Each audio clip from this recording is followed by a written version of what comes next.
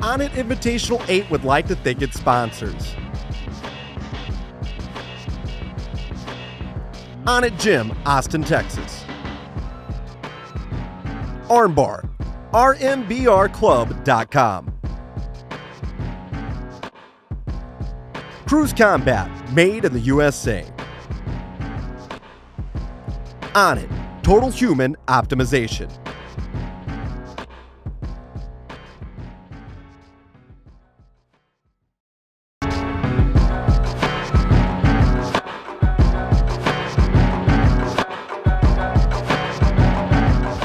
Kicking off tonight's first round of Super Fights, No Coast BJJ's Derek Flagg takes on Ground Dweller Jiu-Jitsu's Richard De La Cruz. Introducing first, in the red corner, Derek Flagg.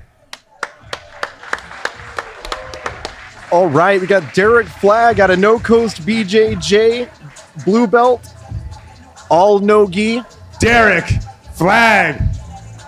Big fan of the rear naked choke. That's his specialty. Looking to try his luck here tonight against Richard De La Cruz. Does he know his name? Okay, there it is. Here he comes.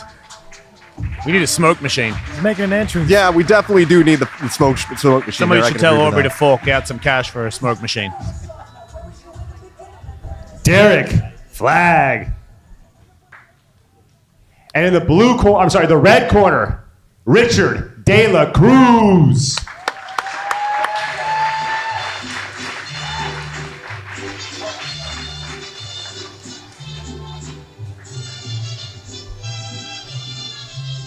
I respect this guy's walkout music. Very great walkout music. So Richard De La Cruz out of Ground Dwellers Jiu-Jitsu, Houston, Texas, purple belt. His specialty is the heel hook. Yeah, mine isn't. It's a key lock or whatever it was that we talked about earlier. Right, that's right. That's what I'm known for. Stupid. That's pretty serious. Okay, an 8-minute match with 1 overtime. Jump into the back, huh? Well, that kind of looks like he's got an arm, but it's not really. Ooh, Got his elbow out. Oh, Wait, did he just tap? he tapped. It looks like he got a heel hook there pretty early. That happened very quick, and that's how it goes in jiu-jitsu sometimes. Man. Wow. Derek Flagg taking it home quick with the heel hook. Making his Onnit Invitational debut, 10th Planet Austin's Richard Advocate takes on Inside BJJ's Grayson the Flash Henley. In our second super fight of the evening, introducing first in the blue corner, Grayson Henley.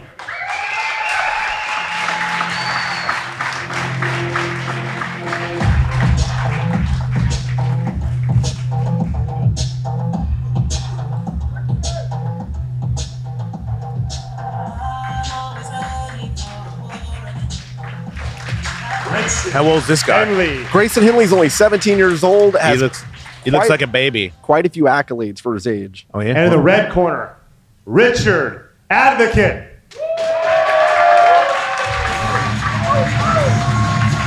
The dark horse Richard Advocate making his Onnit Invitational debut tonight. Why is he a dark horse? He got the nickname Dark Horse because of his size. A lot of people that'll come into the gym, they always want to roll with him, and they don't realize what they're getting themselves into. Guy stands up at around 5'7", but he is built very, very solid, very tight. What's wrong with these shoes? What are those? Those are barefoot shoes. He's really adamant about Tad those. unnecessary, isn't it? I'm sorry. He must be very good to wear those shoes. Very confident young lad.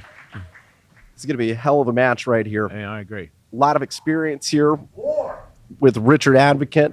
Grayson Henley, the new wave of jiu-jitsu, 17 years old with a lot of accolades here. Henley gets him in the guard here, trying to work the rubber guard initially. Wow. Working a really high guard right there. Advocate doing a good job posturing up.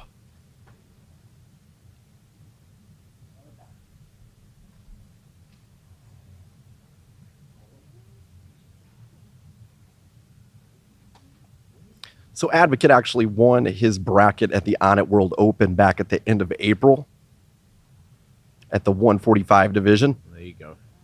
Oh, okay. He's got that rubber guard there.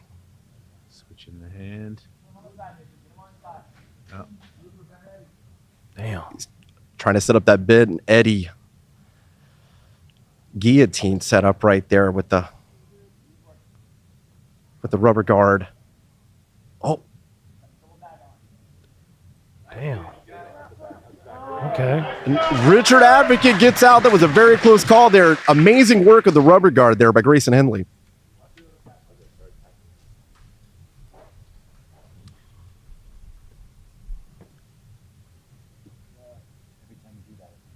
Okay, whatever they're doing right now is difficult.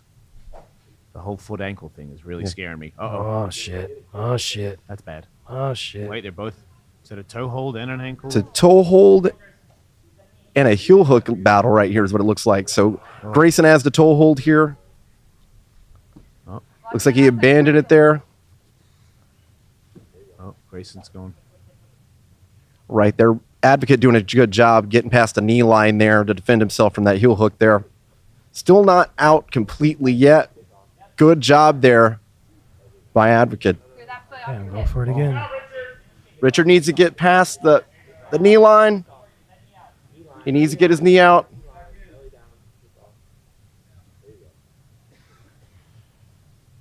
Advocate doing a really good job battling here. Oh, now he's got a leg. Oh, and they're going back and forth here. Oh, God, he's cranking it. Oh. Oh.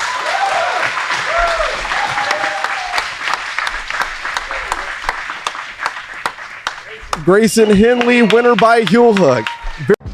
Kicking off tonight's 145-pound bracket, Renzo Gracie Academy's Frank Rosenthal takes on Brazilian Fight Factory's Brandon Gutierrez. In the blue corner, Brandon Gutierrez.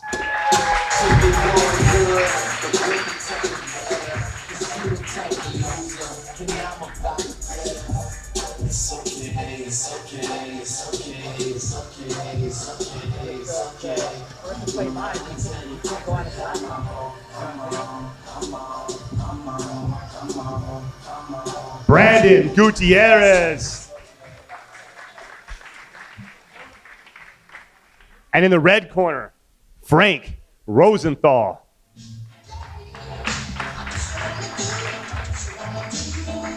Oh man, coming out to the Cops theme song by Inner Circle, Bad Boys, good times.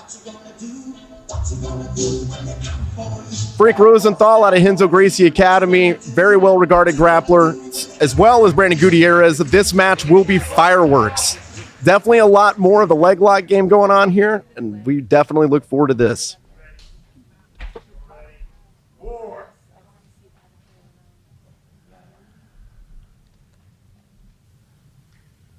All right. Starting on your butt. Very confident. Extremely confident. Renzo Gracie, John Danaher, Death Squad guys are pretty much the end-all, be-all in terms of leg lockers. So even though he's sitting down, Gutierrez is definitely respecting his space here.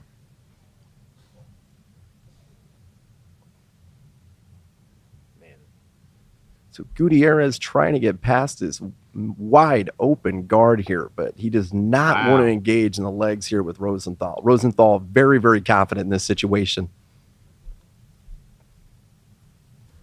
Wow.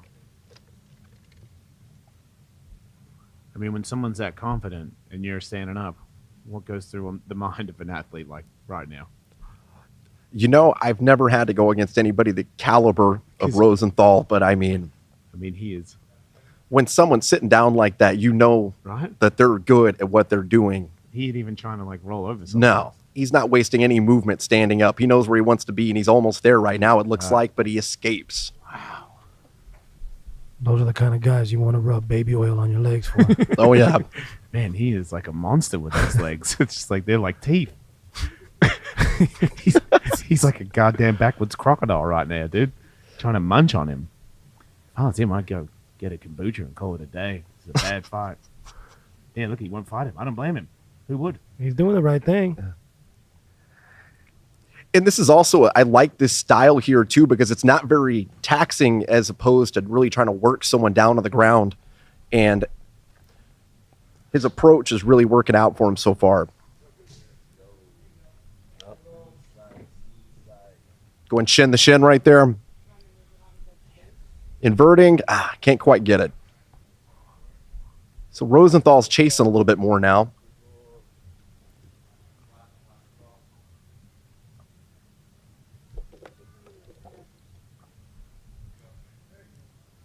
Oh. Almost stabilized that knee right there. Gutierrez backs out again. Starting to frustrate him a little bit. Absolutely. Oh, there we go. I knew that would happen eventually. Starting to kind of tap the head a little bit, wanting to kind of get the action going. Ooh. Rosenthal above the knee line, trying to invert. He is way up that leg right there. This is exactly where he wants to be. Rosenthal's feet are actually behind Gutierrez, so unable to actually do anything. So he's at a very safe position here.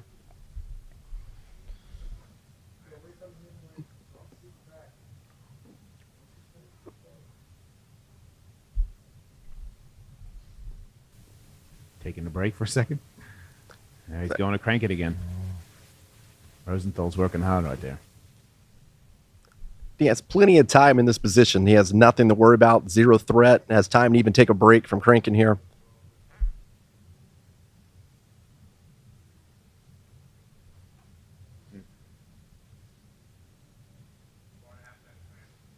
Yeah, 4.5 minutes is a long time to be in this position right here. Not from here.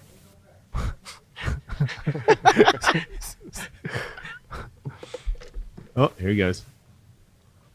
I don't know what for, but here he goes. Oh. Knee bar or here? What is that? Oh, He's going for a heel hook here. Hard to watch. It's very close here. It's just a battle, really, of the grips here. It's a really bad. Oh, he's about to go belly down. This is not a good position to be in. calf slice. Here we go. Knee bar. Oh. He's got it. Oh, shit. So Gutierrez might be out, actually. Oh, not quite. No, he's got it again. Yep. Still can't get past the knee line right there, so it looks like Rosenthal's going to maintain position for the knee bar. Good call there, Eddie, on the catching the knee bar setup there. Yeah. See, I know a little something. In our next match of the 145-pound bracket, Gracie Baja's Christian Guzman takes on Twin Wolves Martial Arts Academy. Can you not hear? Mitchell Bruner. I'm out. You're out? Mike went out. Check. Mitchell Bruner.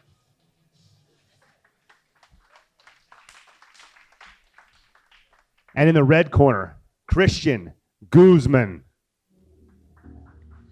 Check.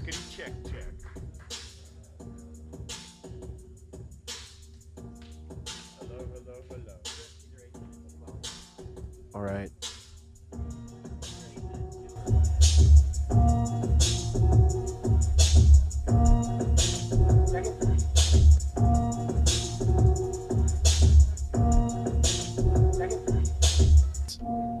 Christian Guzman.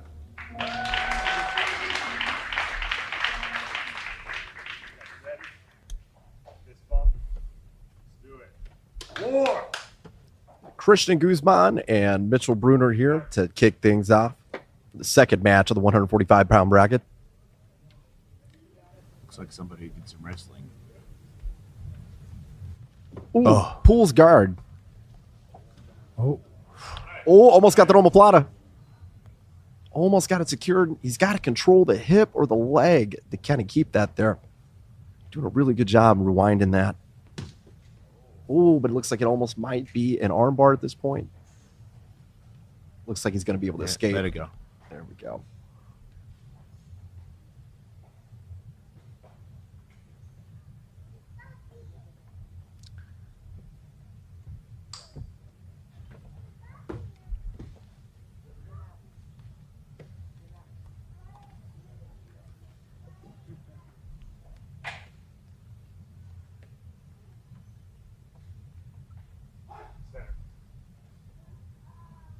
Right, going to go ahead and reset.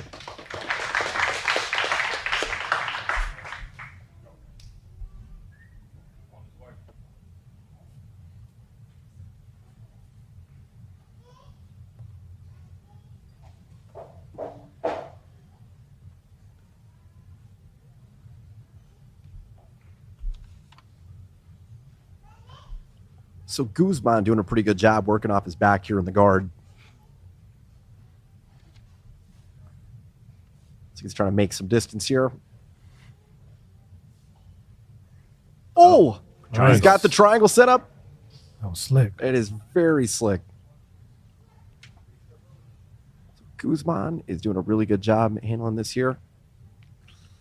Can't let him stand up. Oh, he's going to secure the leg to prevent him from getting up. He's in trouble. He's pulling on the knee. So Chap. Got him. Christian Guzman with the triangle victory. Very solid for the Gracie Baja product. Christian Guzman via triangle. Coming up next, 10th Planet Tucson's Anthony El Toro Burchak takes on Darkside's Ricky Peoples.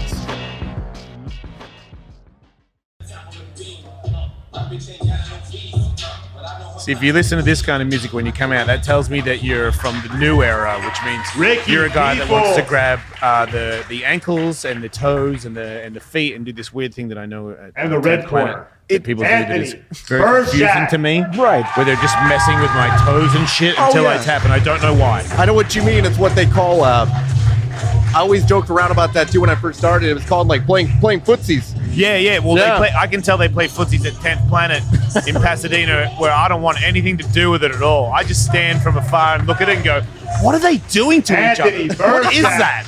It's a deadly art, as you've seen tonight, man. The heel hook's no joke, man. The legs is where it's at. Oh, we got somebody pumped now. Oh, you this got- guy's got UFC experience. Oh, We got a real deal. Absolutely. Got Anthony Burchak taking on Ricky Peoples. Okay, he's serious. Yeah. When you slap your legs 20 times, you're serious. Well, he got his work cut out for him. So Anthony Burchak's the 2018 National Freestyle Wrestling Champion at his weight class.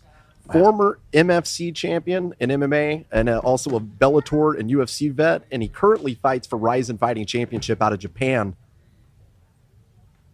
Ricky Peoples actually won his bracket at the Onnit Invitational, the Onnit World Open back at the end of March at the 145-pound bracket. Blue belt at Dark Side down in Houston under Victor Posas. Wow, stepping over. No, almost got psychic job. So Peoples is very long Oh, for he got it. 145er. Ooh. Wow. Nice move. Oh, And it looks like he's trying to chase that Darce already. That's what he's known for. He's got a hell of a Darce choke. He's setting it up like no problem. There you go. Peoples is going to try to either roll to his stomach or to his back to try to defend against this. Now it looks like he's changing it to a Jap necktie possibly. There we go. wow. Oh, it looks like it was, he almost Ooh. got a Peruvian necktie right there. Man. That was damn close. So Burchak, a wealth of experience here. Actually, a brown belt, 10th Planet Tucson, actually.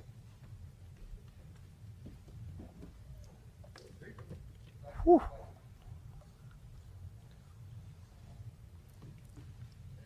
And kind of like how you just spoke a second ago, Jason, about the new age versus kind of more of like the traditional old school, jiu-jitsu, wrestling, grappling. This is a perfect example of that with a guy like Anthony Burchak, who has probably about a good decade to 15 years experience on his opponent here.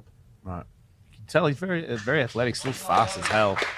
But yeah, that on your back leg thing is terrifying to me. These guys look like they've got teeth legs. Absolutely. He's this kid right here, 6'1". That's a wide guard, Right. especially at that weight class. Oh, side control again. Nice. There we go. People's trying to frame to make some space there. Burchak doing a good job blocking the hip. See, this is where I feel like the MMA really tied or running your heart rate up is where it's going to favor him a little bit here, don't you think? Absolutely. Because this guy has been through it and seen it all. Absolutely. He's trained. He's a former world champion for MFC out of Canada. Beat Ryan Benoit for that title, actually, who's also a 135er in the UFC. Has some great victories in his own right. But Anthony's fantastic in what he does. Looks like he's trying to set up that Darce. It's just Ricky Peoples is Dark Side, part of the 10th Planet family, and they know how to do those Malibu beams as soon as trouble starts knocking at their door.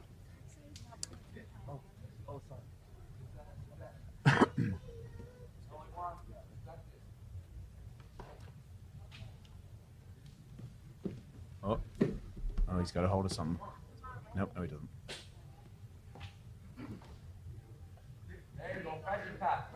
Here we go.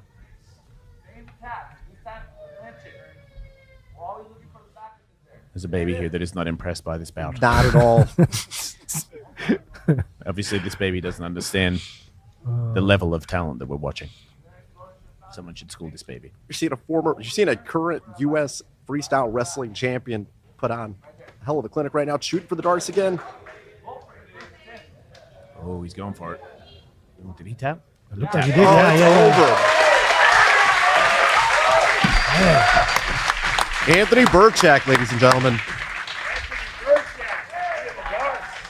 He finally got the darts. And for our last match in the first round of the 145-pound bracket, IJJ Austin's Brandon Gambucci takes on Matagorda Bay BJJ's Noah Wyatt.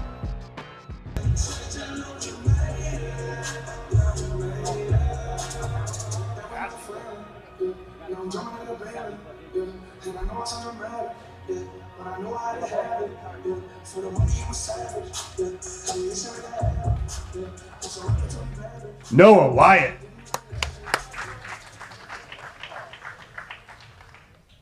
And in the red corner, Brandon Gambucci. Gambucci. It's going to be a solid match here.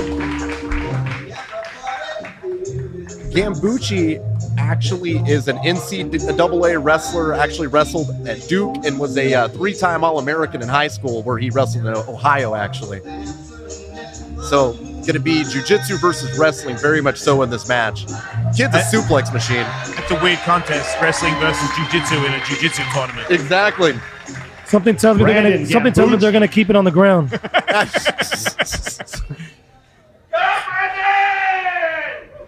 got a fan. Here we go. Here we go. Look, be expecting a take. Exactly. He does not want to try to do the takedown game with a guy who's an All-American. He just did He was a ninja. some cool shit. Uh-oh, he's stuck in something. Nope. Oh, shit. He's about to roll to a guillotine almost Everybody's pulling everybody's head off, and he pops out. there.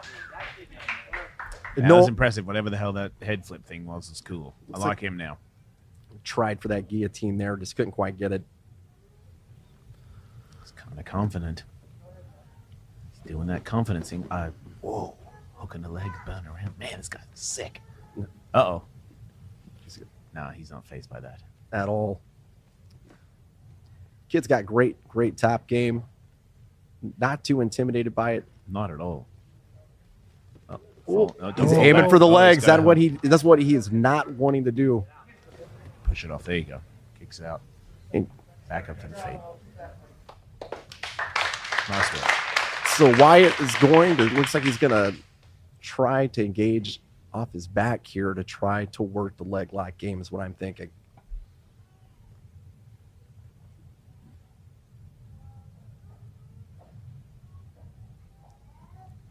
Gambucci doing a good job at trying to pass guard here still.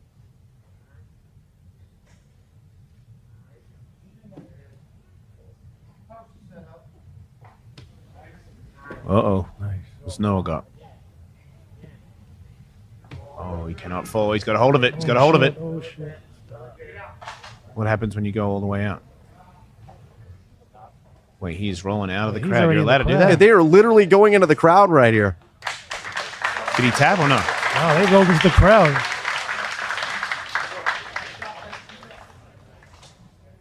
Heel hooked off the mat. Man, that is definitely some perseverance right there. It was not an easy thing to get out of. On top of that, he had to roll through quite a few people. Oh, he's about to get triangled, though, if he's not careful. Slips out. Oh, flips it to the side.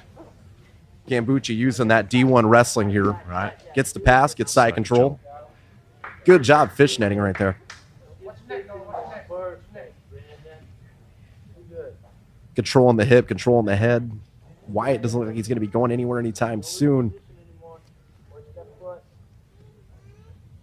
Gambucci looks like he's trying to work the north-south, and he's almost there. Uh-oh, he's in trouble. Mount. Ooh, it's a really bad spot to be right here. Looks like Nice move. Okay, now he's went from mount to top half here. Trying to get underneath the arm, he just can't. Here we go. He's trying to work a guillotine from the top half here. Oh, going for the Dars. Goes to his back to protect. Wyatt doing a good job defending there. Now Wyatt trying to grab a neck.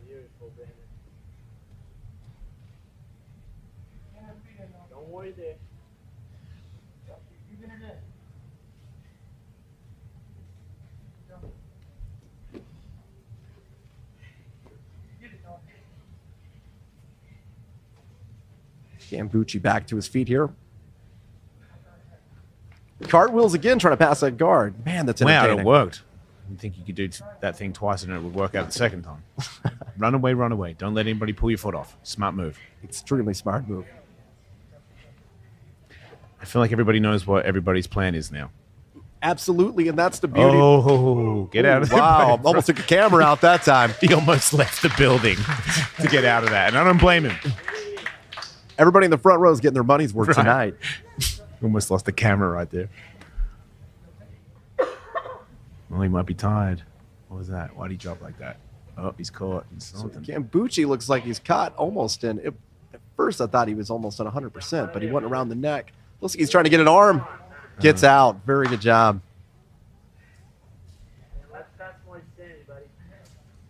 Gambucci might be a little tired. Kind of like we were talking about earlier, playing off your back, it's a little bit less taxing. And not if you're me and Eddie. Exactly. Trust me, we burn out real quick on our backs. But yes, I understand. He looks like he is the fresher man from being on his back. It's a game of Isn't it weird how it's like he's explaining that on your back you can rest, but you and me can't? No. I'm on top, I'm rested. If I'm on the bottom, I'm terrified. That's how we live. It's a battle of the legs here between Gambucci and Wyatt. This is really going to be a tough one. I'm telling you, Gambucci's pretty gassed. And Gambucci gets out again. He's a wrestler, so he doesn't care, but he is tired. Look, he inverts again. Man. My God, they keep going and going. He's way past the knee line there. Wyatt may have it. Belly down. This is a really bad spot for Gambucci here. This is dangerous. And the look on Wyatt's face, you can tell he is really going for this. Beat red right now.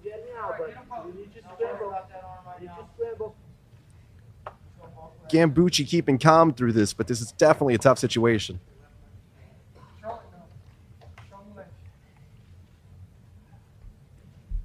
Gambucci inches his way back up, trying to grab the head. Oh, he's getting out of it. Using that arm to pull himself up.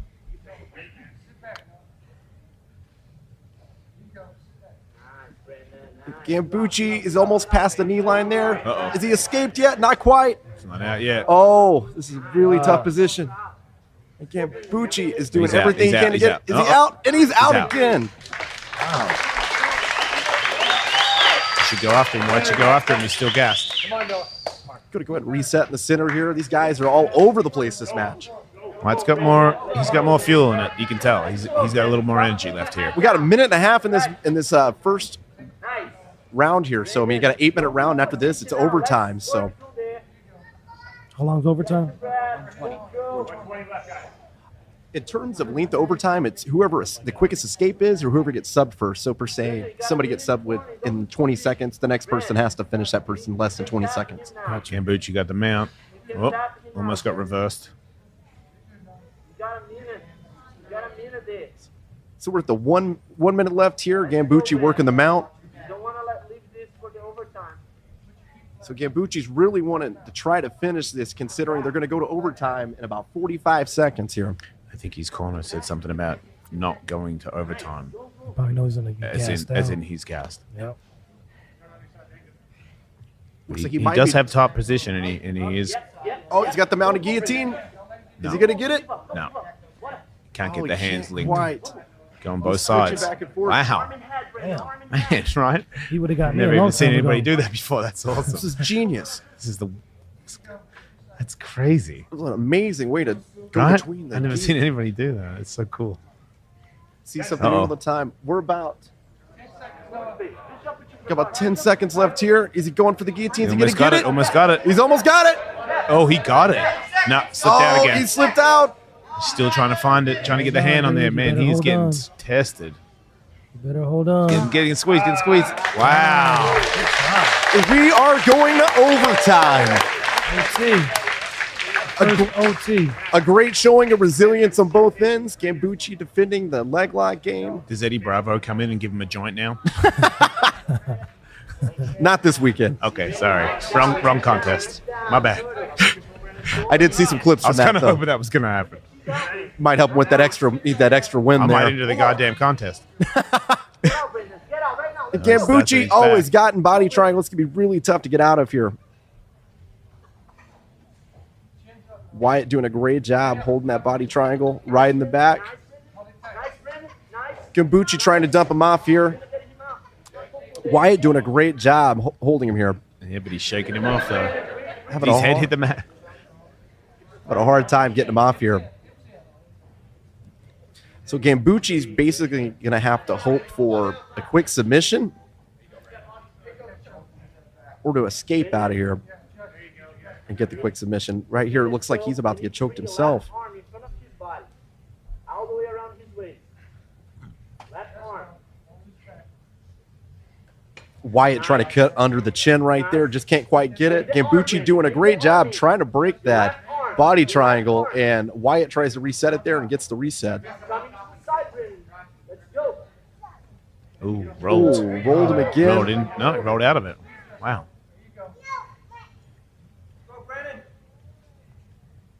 Chin down, B.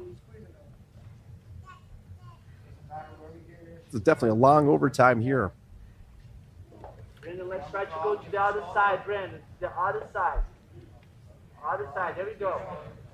Nice. Doing a good job transitioning there to the correct arm for the choking arm there. Almost went belly down with the body he's got triangle it. as well. No. Come on, Brandon. Don't let it. Push the arm out. Nice. So Gambucci's trying to dump him off again. Wyatt's off to the side a little bit, but the triangle still locked in.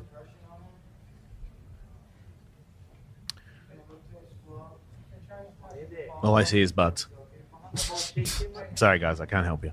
It's an honest observation. Oh, wait a minute. In and out. Anybody have a time on that? No? Okay. Oh, okay. A minute 58. A minute and 58 seconds is how long. A minute 59 seconds is how long Brandon Gambucci is going to have to hold down Noah Wyatt, or he's going to have to get the finish. Otherwise, Noah Wyatt will take the victory here. Gambucci gets the body triangle immediately. The whole time on that man. Goes belly down. You're gonna tap him. You're gonna tap him. Come on, Brandon.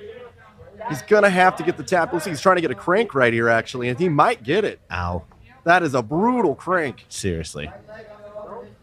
I mean, this is the kind of stuff that makes you happy that you're watching it on YouTube. Absolutely. And kind of like we were talking about, like more of like an old-fashioned style of grappling. This is definitely some old, like early UFC Dan Severn style, like ain't playing. cranks right there.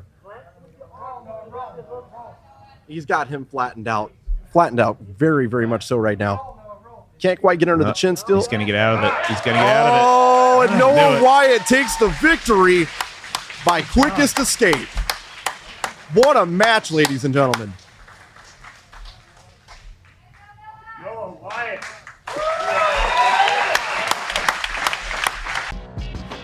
Kicking off tonight's 185-pound bracket is Onnit Invitational Absolute Champion and the Dark Side's Joe Durkising taking on Full Contact Fight Factory's Jacob Campos.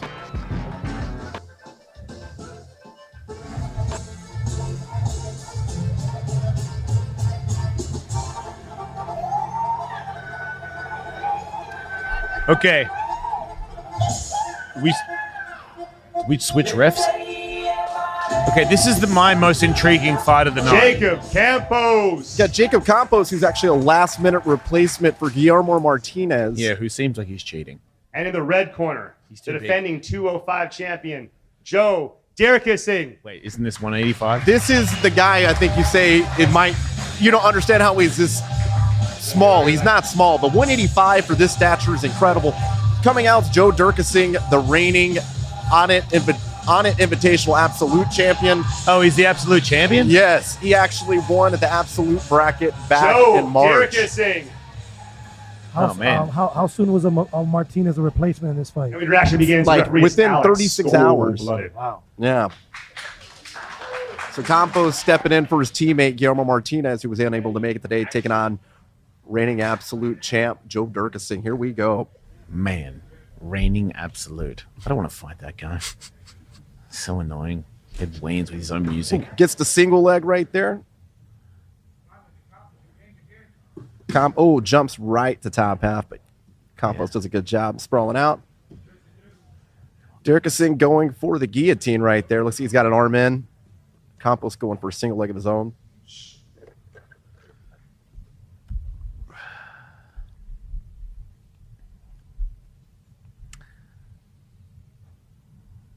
Some hand play. Tried that arm drag to a single leg. Uh-oh. Oh, went for the guillotine for a second. Couldn't quite get it. Nice. It's a whole lot of people to fall into the crowd right there.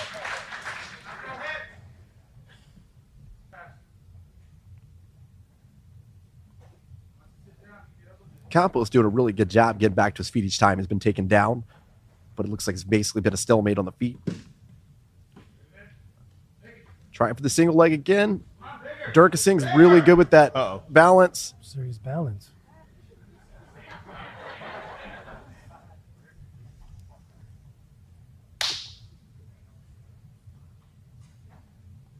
Reset here in the middle. Gets another single leg right there. Great job by Dirkising. Gets the side control right there. It's a giant man for 185.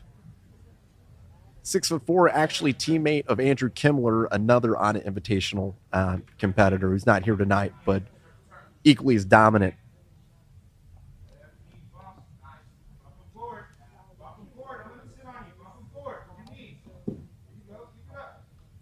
Dirkising got the judo side right here.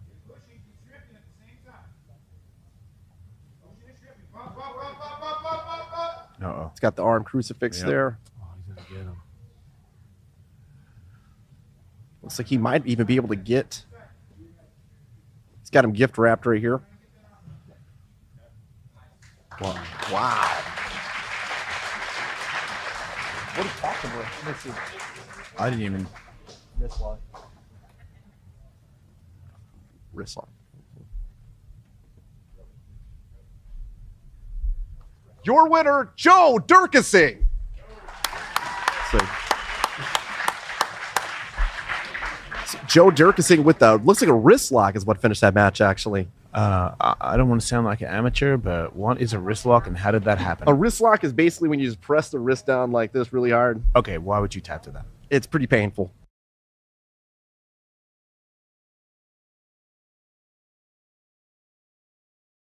Yeah, Yeah, but, like a but pussy pain move. is merely weakness. In our second match of tonight's 185-pound bracket, it's a showdown between Austin locals featuring Gracie Humaida's Tommy McKay taking on Paragon Jiu-Jitsu's Micah Valdez. Don't tap Yeah, I just dropped The second match in the 185-pound division, a local matchup. Introducing first in the blue corner, Micah Valdez. Local favorite Micah Valdez walking in to Onnit Gym here at Onnit Invitational 8, taking on Tommy McKay, someone he was very much looking forward to facing here, and he gets him in the first round of the 185-pound bracket tonight. Micah Valdez! And in the red corner, Tommy McKay. I mean, I don't have a lot of experience in jiu-jitsu, but I do like to judge my potential winner on haircuts, being a guy that doesn't have that choice. Yeah. And I got to tell you, you got to shave it if you want to win. Tommy I agree. McKay. I can agree with that. You're 2-0. You have 100% submission Trust rate. me, I know what I'm talking about. He knows what he's talking about, ladies and gentlemen. Tommy McKay out of Gracie Humaida taking on Paragon BJJ's Micah Valdez, and here we go. Cool shorts. Very cool shorts. I would wear those if I was good at jiu-jitsu. have to wear like really bland stuff. You know what I mean? You don't want to stand out when you suck like me. Know what you mean? Yeah. Don't want to get mistaken for something special. All black, no logos. Try to smear a little poo on me, so I blend in with the dirt.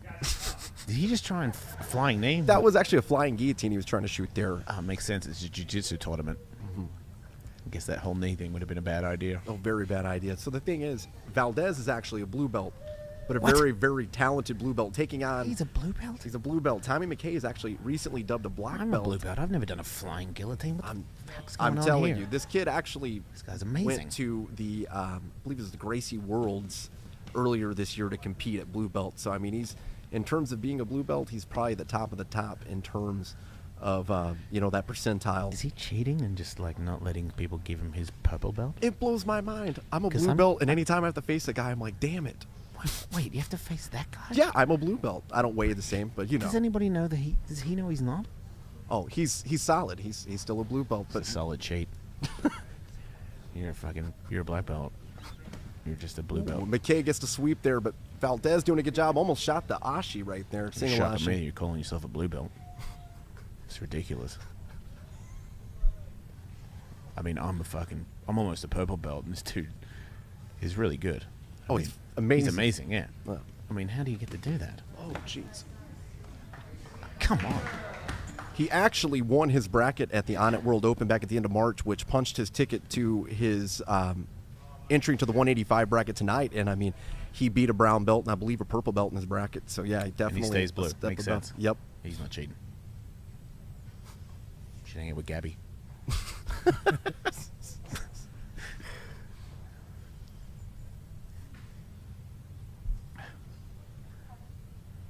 Tommy McKay doing a really good job keeping him in side control. Valdez sprawls out right there. Does a good job getting out of side control. Oh, look out. Oh, it looks like he's trying to get that Darce choke. No. No, not quite, actually. My apologies.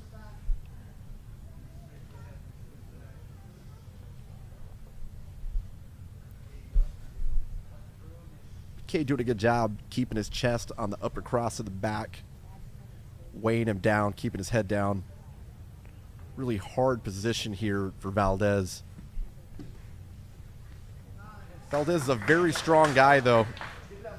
Deceivingly strong. Oh, he's deceiving, all right. Extremely. He's deceiving us all with the color of his belt.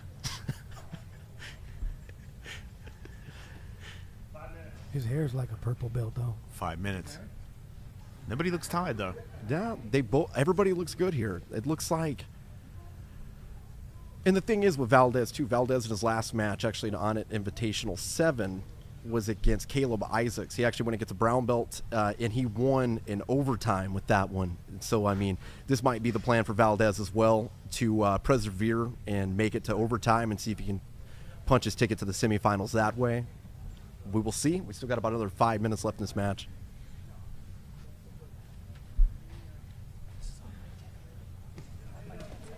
Oh.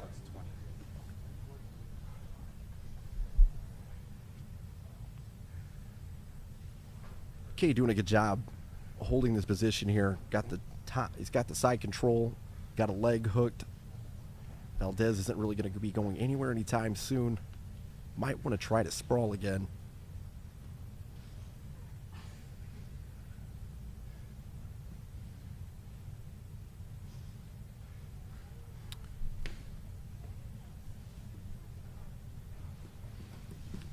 Tried shooting the Darce right there. Valdez sees it coming. Granby's out almost right there. Does a great Man. job. Almost got a guillotine right there.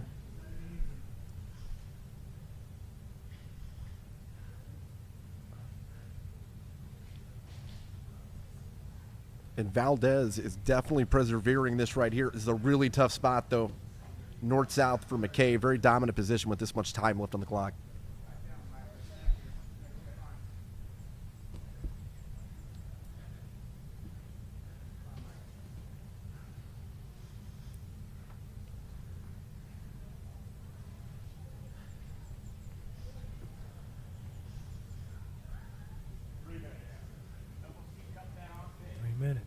3 minutes left on the clock here. Valdez still looking pretty good considering he's been on his back for the majority of this round. McKay still looking fresh as well. Been a couple near. Oh, McKay almost got the back. He's got one hook in. Trying to see if he can get the other. Valdez pretty savvy though. Looks like Valdez. He might be getting a little tired. Yeah, it looks like Valdez might have his back taken here. Yeah, McKay looks like. McKay's only got starting to one take hook over. actually in now, so he looks he switched hooks. Tried to go belly down. Holds himself up there. Good job of McKay.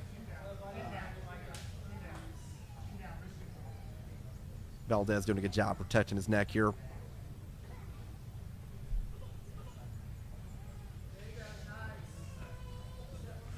Once again, the baby's looking for a tap. So am I. Baby wants him to stand up. McKay got dominating the top game. got the 3/4 mount right here. Might be trying to gift wrap him. Might be trying to crank. Valdez does a good job trying to get him off right there.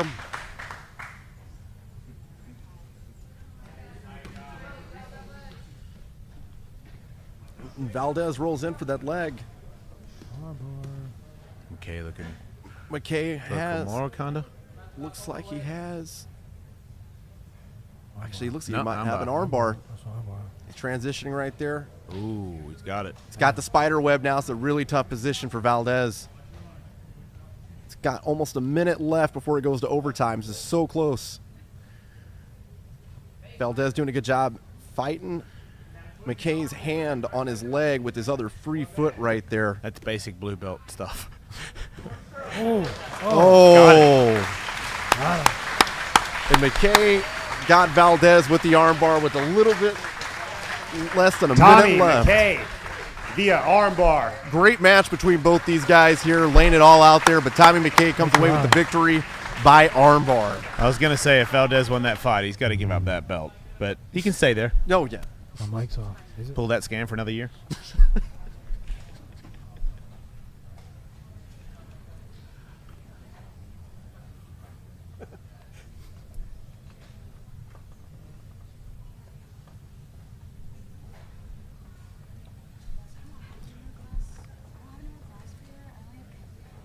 You have anything to drink? I'll take a beer. Coming up next, 10th Planet Freaks Kyle Chambers takes on Travis Moore BJJ's Justin Rennick.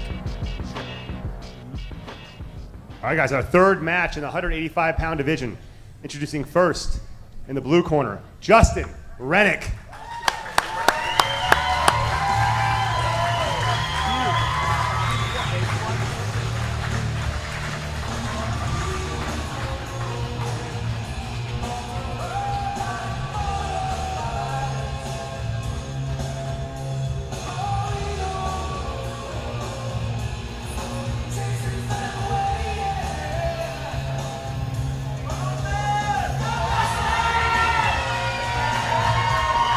Justin Rennick.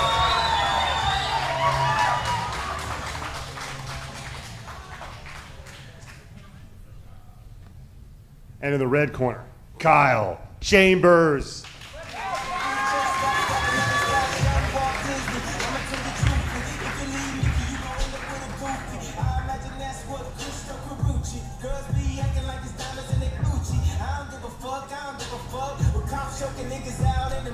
It's a pretty serious song, man. Yeah, I would say so. I don't know if you caught the lyrics, but it sounds like this guy doesn't give a fuck. Yeah, That's intimidating when you're going to go against a guy that doesn't give a fuck.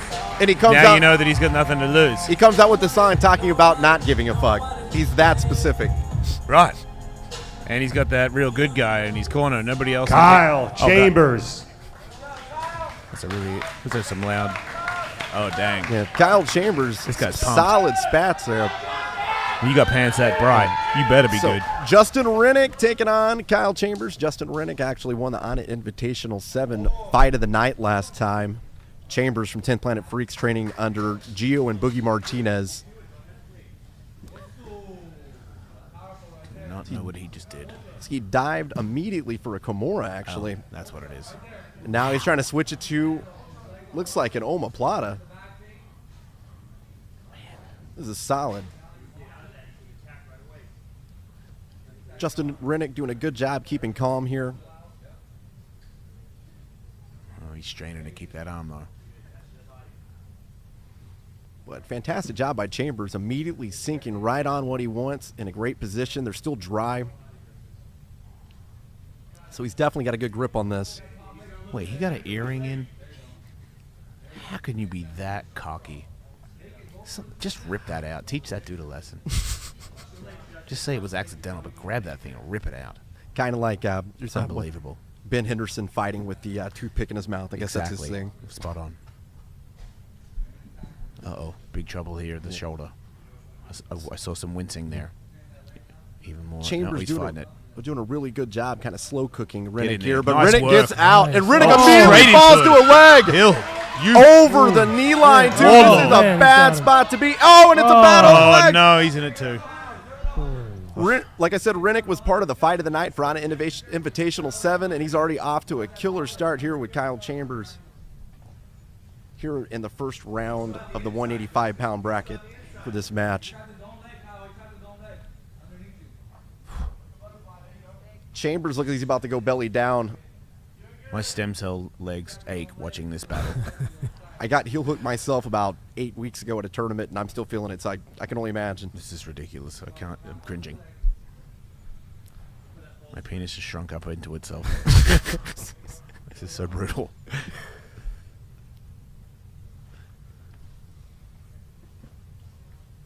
Oh, shit. Thank you. Okay, leg battle. Everybody's grabbing everybody's foot. I don't know what that is, but it looks like maybe calf slicing. He doesn't know yet. You know, he almost had... Oh, spinning too. Oh, he's going belly down with it. Yeah, take his Wow, he's doing a really good job, but I mean, this is still a really bad spot to be. And he takes his back right here. Kyle Chambers now back. Slick. doesn't have his back 100% taken, but there is a hook in on him here, and Justin Rennick is now going to go to work. And he's gonna roll. Chambers does a good job getting out and jumps Wow, right straight into it. back into the leg lock game. Oh, he's got it.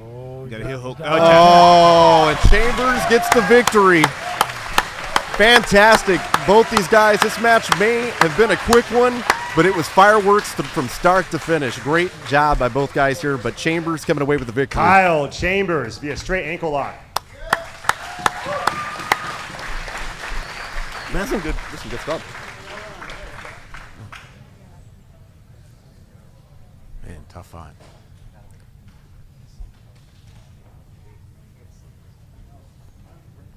Man, that transition game has really picked up since the last time I watched it.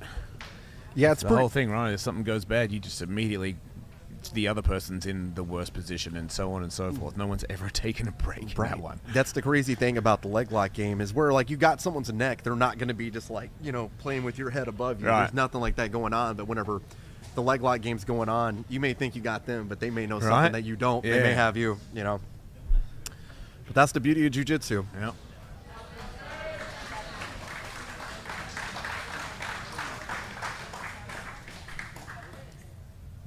Went a solid almost 3 minutes before came to the finish there with Chambers.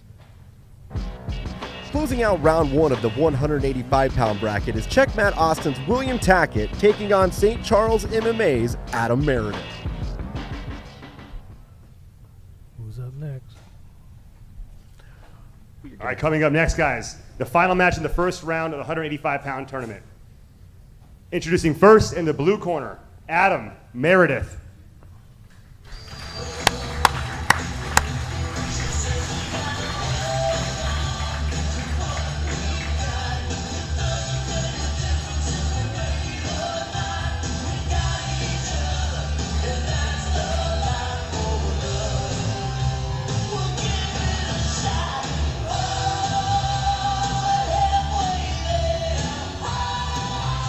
And you also got Adam Meredith. you got to be scared of someone that's confident to come out to Bon Jovi as well.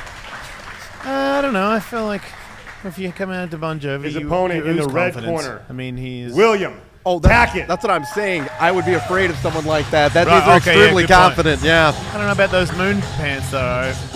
Less intimidating. Yeah. He's solid, though, man. Adam Meredith all day is what he was saying. He'll be taking on William Tackett, who is a local prodigy here at Checkmat over at Brazilian Fight Factory here in Austin, Texas. Has a number of accolades. Actually won double gold at, I believe, the Pan Am in Gi. Wow. Yeah, so the kid has world-class William accolades. Tackett. And actually came in at 171. He's actually 14 pounds less than his opponent, I believe, I was tonight. about to say, So, he does not look you like can- he's I was gonna say, 185. right? He does not look 185. so he's definitely the smallest guy in the middleweight bracket tonight, but It's a confident cat, though. it does not come short in technique, Will Tackett.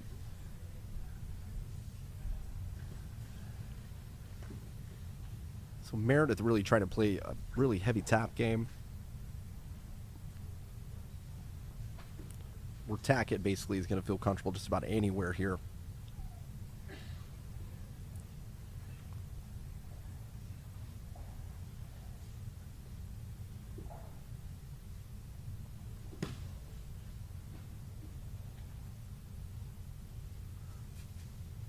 Man. Got that overhook right there, setting something up there. Can't quite get it.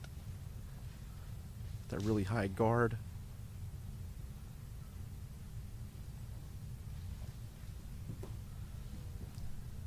It's a very flexible individual right there. Will Tackett is not letting him pass that guard for nothing. Inverts, got a crap. leg.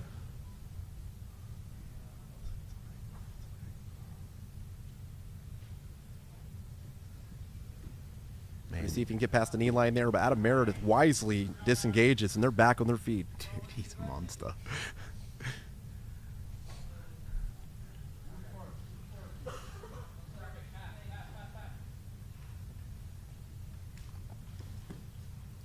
Will Tackett is also only 17 years old, not just the smallest guy in the bracket, but definitely the youngest guy in this bracket as well. Man. 17. It's amazing what these kids are doing with their time these days.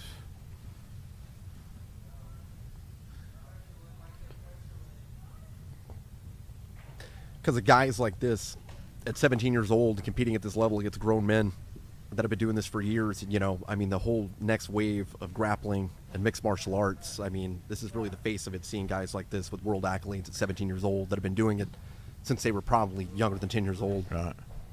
Yeah, you can tell his technique is terrifying. Very crisp. There he goes. Right. Easily putting one hook in. Can he get the other? Easily Yep. got the others. Got the body triangle. Just Wow. seamless transitions there by Will Tackett. Tackett going for the RNC. He's got it. Yep. He might just be going for a crank instead. No. Meredith doing a good job battling the hands there.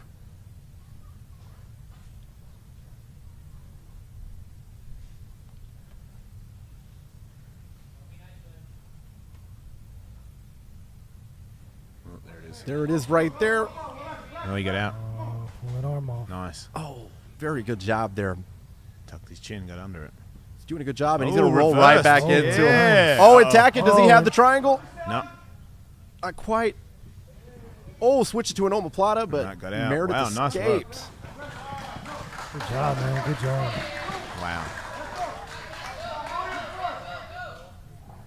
Eddie, what do you think about this match so far? It's exciting. Eddie just doesn't understand why one guy hasn't punched the other guy in the face yet. I think they should just stand them up. See? Are you the guy at the matches that's like going, stand 'em up, ref? Nah, not this fight. This fight's Oh, good. Jap necktie right here, switches it to the Darce. Got it.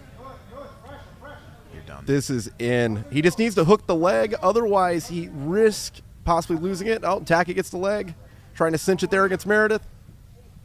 Tighten Just it needs up. to readjust the Darce there. Oh, he's moving it. He's going to mount the Wow. Darce. That's a Rafael Lovato Jr. move right there. Oh, he's got it. And he gets the tap. Will Tackett punches his card to the semifinals in the 185-pound bracket tonight. How do you think that feels as like the bigger fighter getting tapped out? William by the smaller fighter? Tackett. That's a pretty With rough the thing, Darce. but you know, it's a really harsh reality these days because there's a lot of kids out there. There's other individuals that are out there that are 17, All right, guys, that 18 years concludes old that are first just round. absolute I animals. encourage you know? guys to check out the arm bar and cruise combat display. I mean, it Again, makes sense. If there's You know beer what I mean? left, Like, it's jiu-jitsu is free. all about Also, not up using front, we have muscle and peanut weight. butter cup Right, so if smoothies, you're strawberry at the smoothies, highest level, all then kinds of your goodies. muscle and weight doesn't count. Exactly. Protein bars, I mean, honey it bars, should, you know? acai. I know give when us 10 the only way minutes, I win is we'll because regroup. I'm fatter than you. We'll see you in a little bit. I mean, like, that's my technique, and I know that Onnit that's cheating. So Invitational. I'm not very good. Eight. But if you're way smaller and you're beating the other guy, then that's like the definition of jiu-jitsu. Absolutely, and that's the thing. One of the things that actually my coach here, Curtis Embrov, told me is if you're going to learn jiu-jitsu from anybody, if you learn from a smaller person, you can't fake technique and you can't fake size, you know. In our second match of tonight's 185-pound bracket, it's a showdown between Austin locals featuring Gracie Humaida's Tommy McKay taking on Paragon Jiu-Jitsu's Micah Valdez. Walking in to Onnit Gym here at Onnit Invitational 8, taking on Tommy McKay, someone he was very much looking forward to facing here, and he gets him in the first round of the 185-pound bracket tonight. Micah Valdez. And in the red corner, Tommy McKay.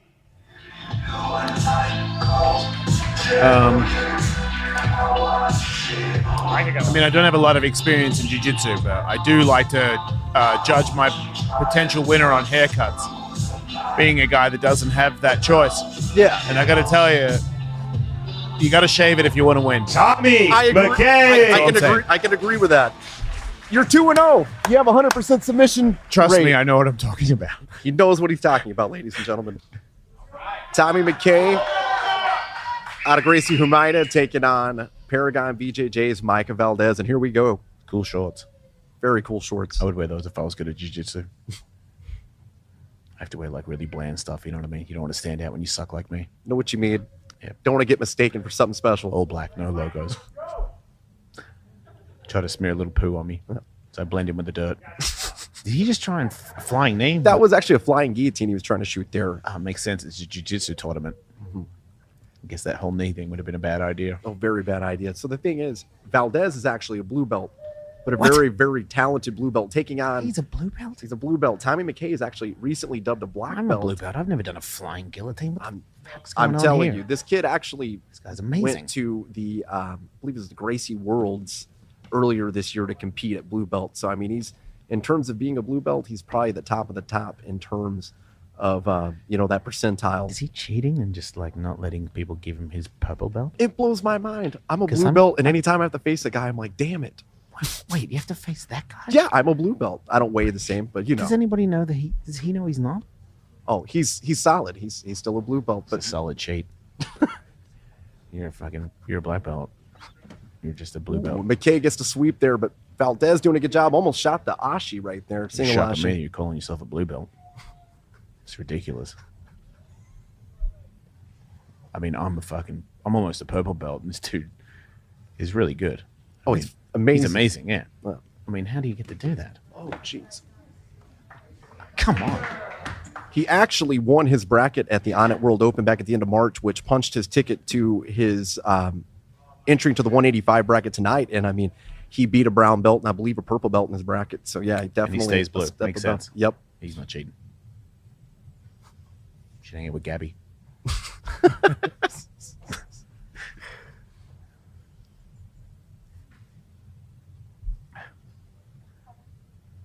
Tommy McKay doing a really good job keeping him in side control. Valdez sprawls out right there, does a good job getting out of side control. Oh, look out.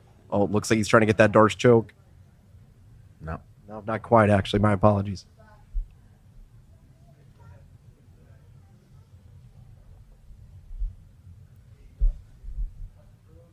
McKay doing a good job keeping his chest on the upper cross of the back, weighing him down, keeping his head down. Really hard position here for Valdez. Valdez is a very strong guy, though. Deceivingly strong. Oh, he's deceiving, all right. Extremely. He's deceiving us all with the color of his belt. His hair is like a purple belt, though. 5 minutes. Nobody looks tired, though. Yeah, everybody looks good here. It looks like And the thing is with Valdez, too, Valdez in his last match, actually in Onnit Invitational 7, was against Caleb Isaacs. He actually went against a brown belt, and he won in overtime with that one. So, I mean, this might be the plan for Valdez as well, to persevere and make it to overtime and see if he can punch his ticket to the semifinals that way. We will see. We still got about another 5 minutes left in this match.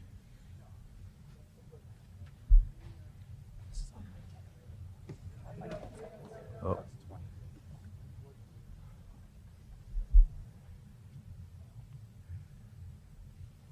Okay, doing a good job holding this position here. Got the top. He's got the side control. Got a leg hooked. Valdez isn't really going to be going anywhere anytime soon. Might want to try to sprawl again.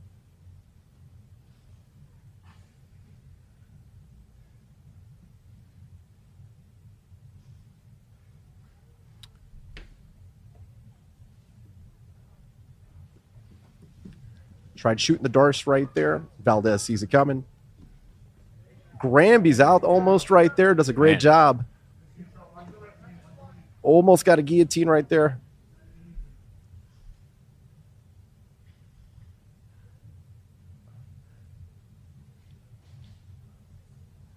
And Valdez is definitely persevering this right here. This is a really tough spot, though. North-south for McKay. Very dominant position with this much time left on the clock.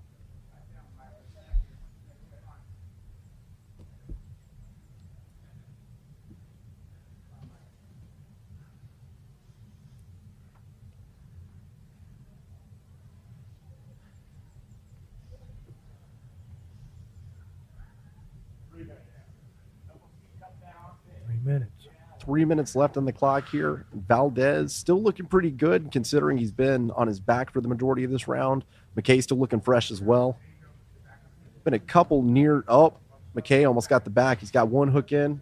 Trying to see if he can get the other. Valdez pretty savvy though. Looks like Valdez Might be getting a little tired. Yeah, it looks like Valdez might have his back taken here. Yeah, McKay looks like. McKay's only got one hook over. actually in now, so he switched hooks. Tried to go belly down. Holds himself up there. Good job of McKay. Valdez doing a good job protecting his neck here.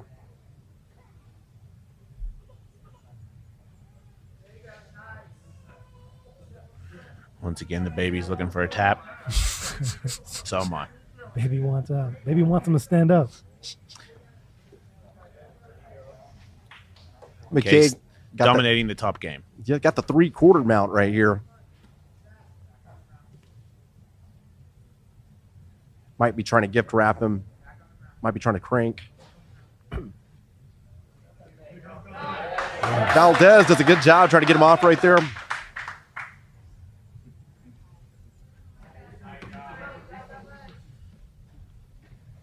Valdez rolls in for that leg. McKay looking. McKay has. More kinda. Looks like he has.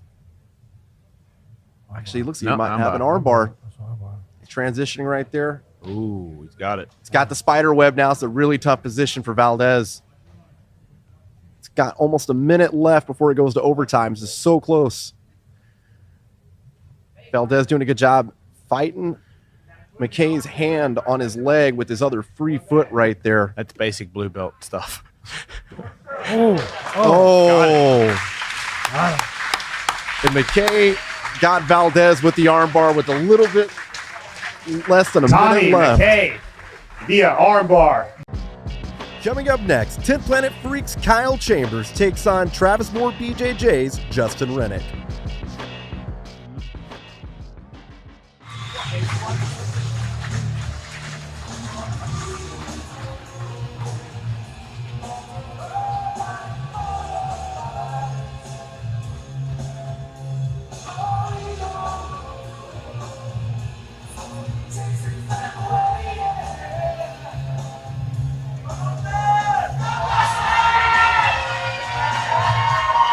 Justin Rennick.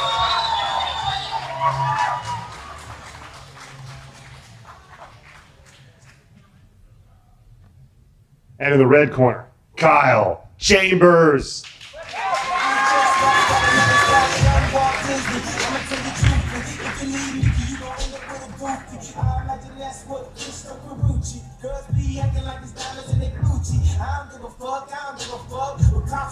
It's a pretty serious song, man. Yeah, I would say I don't so. know if you caught the lyrics, but it sounds like this guy doesn't give a fuck. Yeah, That's intimidating when you're going to go against a guy that doesn't give a fuck. and he comes Now out. you know that he's got nothing to lose. He comes out with the song talking about not giving a fuck. He's that specific. Right. And he's got that real good guy in his corner. Nobody else. Kyle Chambers. Those are some loud. Oh, dang. Yeah, Kyle Chambers. This guy's pumped. solid spats there. You got pants that bright. You better be So good. Justin Rennick taking on Kyle Chambers. Justin Rennick actually won the Onnit Invitational 7 fight of the night last time. Chambers from 10 Planet Freaks training under Gio and Boogie Martinez. Do not know what he just did. He dived immediately for a Kimura, actually. Oh, that's what it is. Now he's trying to switch it to, looks like an omoplata. This is solid. Justin Rennick doing a good job keeping calm here. Oh, he's straining to keep that arm, though. But fantastic job by Chambers, immediately sinking right on what he wants in a great position. They're still dry. So he's definitely got a good grip on this. Wait, he got an earring in? How can you be that cocky? Just rip that out. Teach that dude a lesson. Just say it was accidental, but grab that thing and rip it out. Kind of like It's unbelievable. Ben Henderson fighting with the toothpick in his mouth. I guess that's his thing. Spot on. Uh-oh. Big trouble here at the shoulder. I saw some wincing there. Even more. Chambers No, he's fighting it. doing a really good job kind of slow cooking Rennick in there. here. But Nice Rennick work. gets out, and Rennick Oh, immediately straight falls into to a leg. Hill. Over the knee line, too. Oh, This is a man, bad got him. spot to be. Oh, and it's a bad over Oh, leg. no, he's in it too. Like I said, Rennick was part of the fight of the night for Onnit Invitational 7, and he's already off to a killer start here with Kyle Chambers here in the first round of the 185-pound bracket for this match. Chambers looks like he's about to go belly down. My stem cell legs ache watching this battle. I got heel hooked myself about 8 weeks ago at a tournament, and I'm still feeling it. So I can only imagine. This is ridiculous. I'm cringing. My penis has shrunk up into itself. This is so brutal.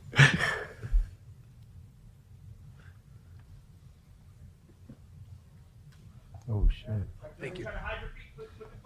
Okay, leg battle. Everybody's grabbing everybody's foot. I don't know what that is, but it looks like maybe calf slicing. He doesn't know yet. You know, he almost had. Oh, spinning to. Oh, he's going belly down with it. Oh, take it Wow, he's doing a really good job, but I mean, this is still a really bad spot to be. And he takes his back right here. Kyle Chambers now is back. Slick. doesn't have his back 100% taken, but there is a hook in on him here, and Justin Rennick is now going to go to work. And he's going to roll. Chambers does a good job getting out and jumps Wow, right straight into him. back into the leg lock game. Oh, got it. Got a heel hook. Oh, and Chambers gets the victory. Fantastic. Both these guys, this match may have been a quick one, but it was fireworks from start to finish. Great job by both guys here, but Chambers coming away with the victory. Kyle Chambers via straight ankle lock. That's some good stuff. Closing out round one of the 185-pound bracket is Checkmat Austin's William Tackett taking on St. Charles MMA's Adam Meredith.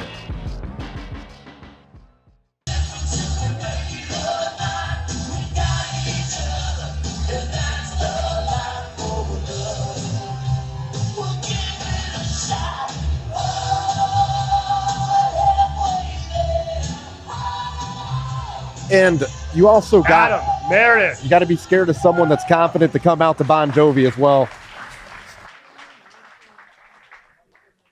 His opponent in the red corner, William Tackett. I don't know about those moon pants, though. Less intimidating. Yeah, he's solid though, man. Adam Meredith all day is what he was saying. He'll be taking on William Tackett, who is a local prodigy here at Checkmat over Brazilian Fight Factory here in Austin, Texas. Has a number of accolades, actually won double gold at, I believe, the Pan Am in Gi. Wow. Yeah, so the kid has world-class William accolades. Tackett. And actually came in at 171. He's actually 14 pounds less than his opponent, I believe, I was tonight. about to say, he does not look like he was I was gonna say, 185. right? He does not look 185. So he's definitely the smallest guy in the middleweight bracket tonight, It's a confident cat, though. but it does not come short in technique, Will Tackett.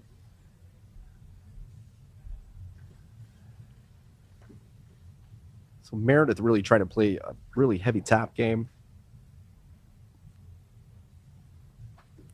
Where Tackett basically is going to feel comfortable just about anywhere here.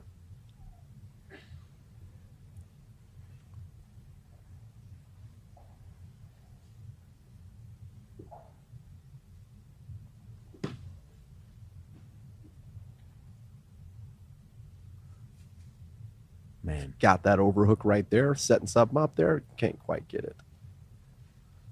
That really high guard.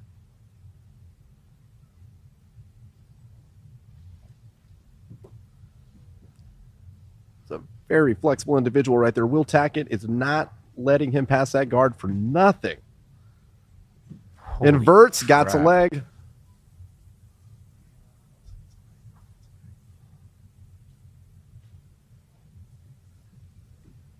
Man. See if he can get past the knee line there, but Adam Meredith wisely disengages, and they're back on their feet. Dude, he's a monster.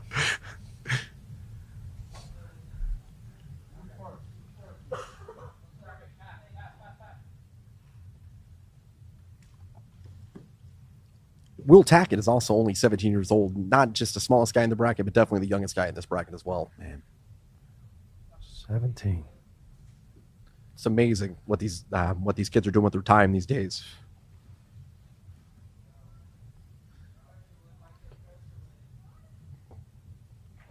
Because of guys like this, at 17 years old, competing at this level against grown men that have been doing this for years, you know, I mean, the whole next wave of grappling and mixed martial arts, I mean, this is really the face of it, seeing guys like this with world accolades at 17 years old that have been doing it since they were probably younger than 10 years old. Right. Yeah, you can tell his technique is terrifying. Very crisp. There he goes. Right. Easily putting one hook in. Can he get the other? Easily got the other. He's got the body triangle. Just Wow. seamless transitions there by Will Tackett. Tackett going for the RNC. He's got it. Yep. He might just be going for a crank instead. No.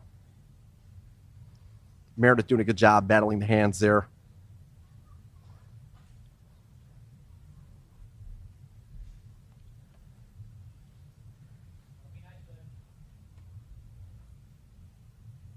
Oh, there it is. There it is right there. Oh, he got out. Pull that arm off. Nice. Oh, very good job there. Tucked his chin, got under it. He's doing a good job, and he's Oh, going to roll reversed. right back Oh, into yeah. it. Oh, and Tackett, does he have the triangle? No. Not quite. Oh, switch it to an omoplata, but Not got out. Meredith Wow, nice work. escaped. Good job, man. Good job. Wow. Eddie, what do you think about this match so far? It's exciting. Eddie just doesn't understand why one guy hasn't punched the other guy in the face yet. I think they should just stand them up. See? Are you the guy at the matches that's like going, stand him up, ref? Nah, not this fight. This fight's good. Oh, Jap necktie right here, switches it to the Darce. Got it.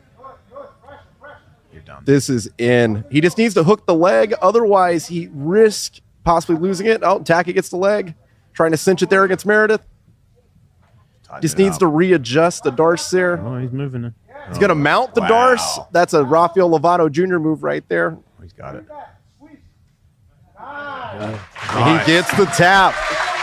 Will Tackett punches his card to the semifinals in the 185-pound bracket tonight. William Tackett with the Darce.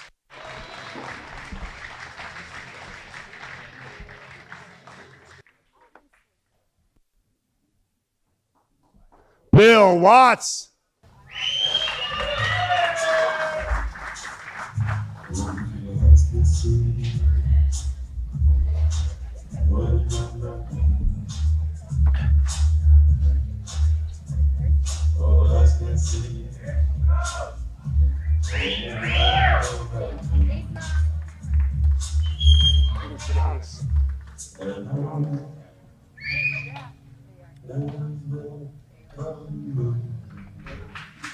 In the red corner, Marcus Dowhit.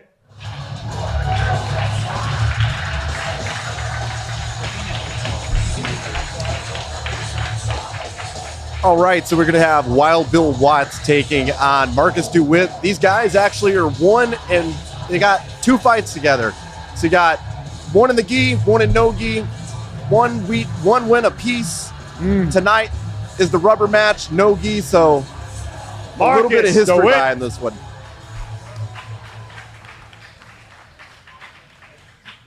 So Bill Watts being more of a no-gi guy. Marcus DeWitt being a brown belt under John Machado Austin.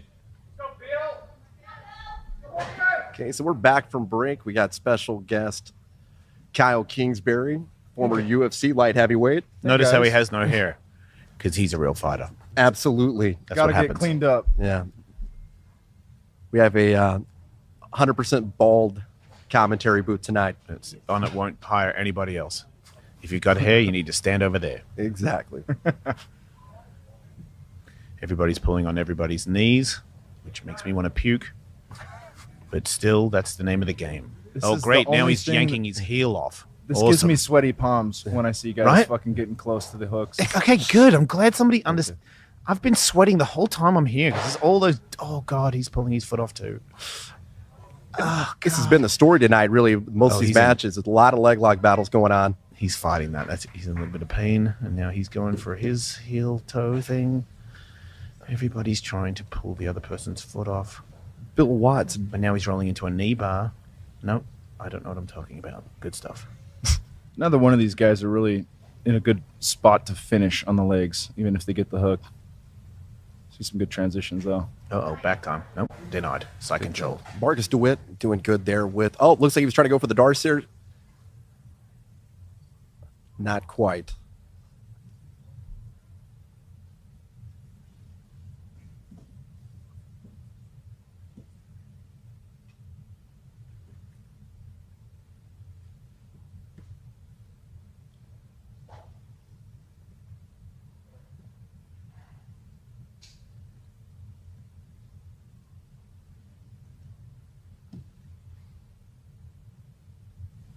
Looks like Bill Watts is going to try to go for the guillotine there from top half. Switch Transition. it up there. Wow. Nice. Watts triangling the legs there to protect himself.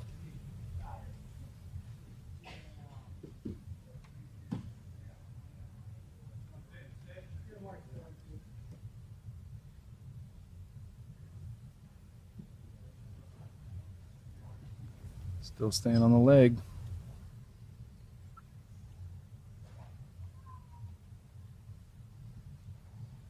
Haven't seen many guys hanging on the head tonight.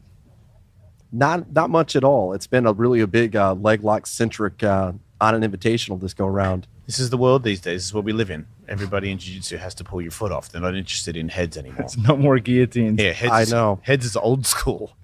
You know, we had a match earlier with Brandon Gambucci, D1 wrestler, taking on a guy, Noah Wyatt, who's more of a BJJ guy.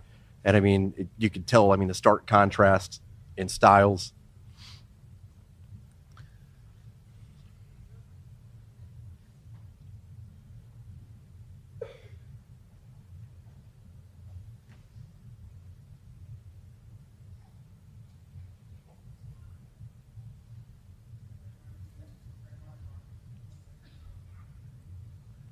Not a lot of pressure on top.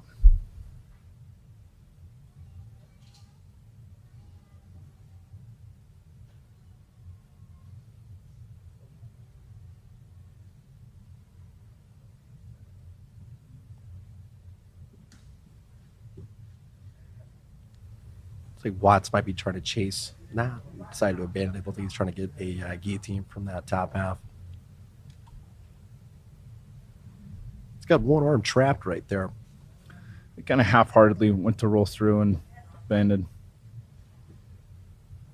Does have an opportunity for a Dars jab necktie. A couple things here. He has that arm trapped. But DeWitt frees his arm finally there. he's still eyeballing the knee bar on bottom. Oh, here's a good opportunity. Oh, this is really tough right here. Oh, beautiful. Bill Watts takes it in the third match they have together. What a match, though. Bill Watts. Give up the knee bar. That's it. Yep.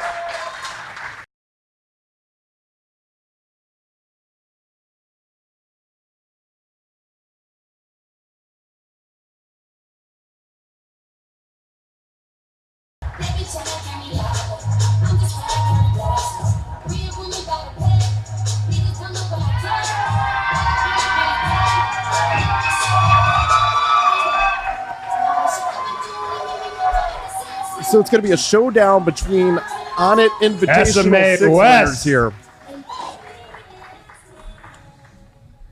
And in the red corner, Sonia Peterson.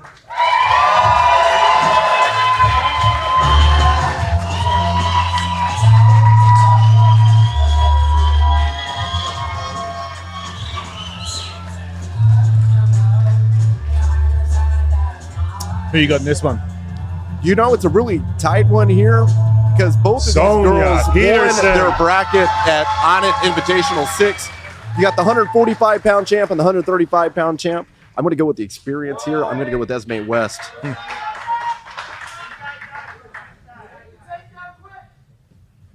What is anybody's game here? Esme plays a really heavy top game.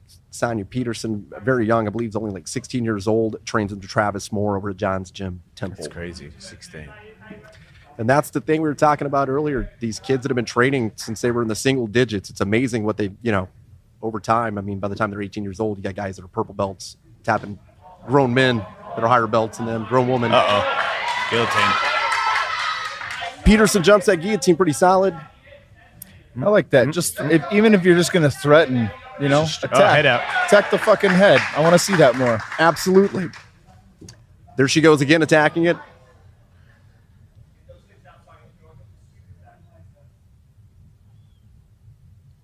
West playing a really good job staying in the guard there, keeping a lot of pressure. Trying to smash Peterson here.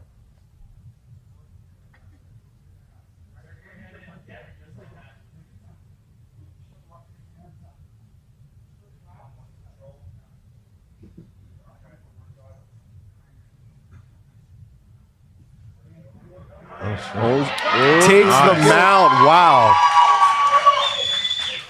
Peterson doing a good job of holding the mount there too. Real high mount. Looks like she's about to get a mounted triangle right here. Oh, popping out. Nice. So we're going to go ahead and reset here in the middle.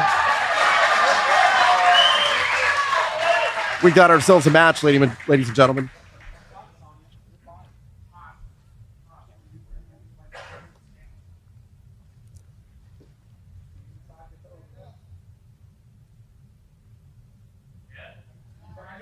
Doing real good, getting the C-cups there under the armpits, keeping her up on her neck, trying to pass that guard. Peterson being really resilient. Back to her feet. Not quite. Ooh. Here we go. Little muscle action. Yep. You can see it in Peterson's eyes. She didn't appreciate that too much. Oh, wow. Reversed her. Too much. My God, but she gets the reversal off the Uchimata right there. Great job by Peterson making the most of that. Oh, she mounted her. Oh, look at this. We're going to have to stand up for this one. She's got her mounted. Plenty of action in this one, folks. They're going to have to reset this one. Got all of us on our feet, mics in hand. All right, that was I think that little push on the ground got the fire started on everybody. Exactly. And then she came back at her, didn't like her attitude, got the Uchimata, made the most of it, got the reversal there. I can't hear myself. No, I can't. Okay. Nice. Peterson's got that Doris. Her coach is Travis Moore, who is very good with that Doris.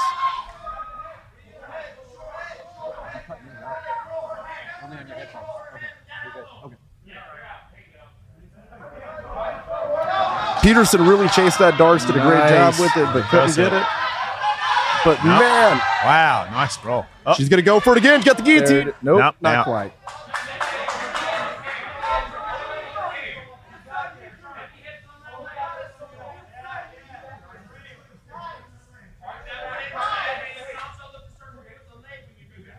Almost halfway into this match, and it's been nothing but fireworks between fighting West hard right and now. Peterson.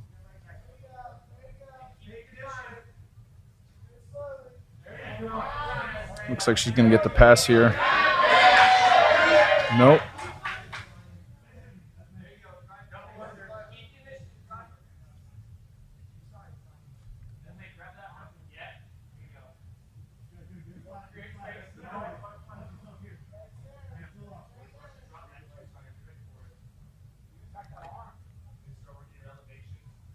is that tattoo on her leg an alien riding a dog?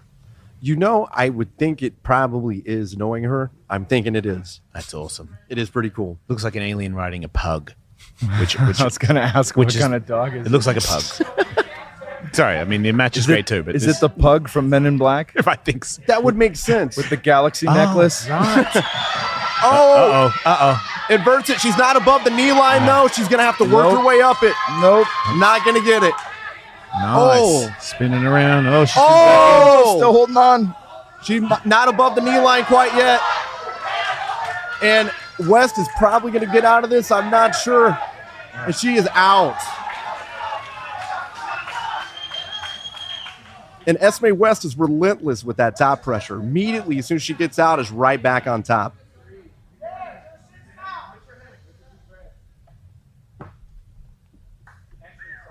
Man, that was nice.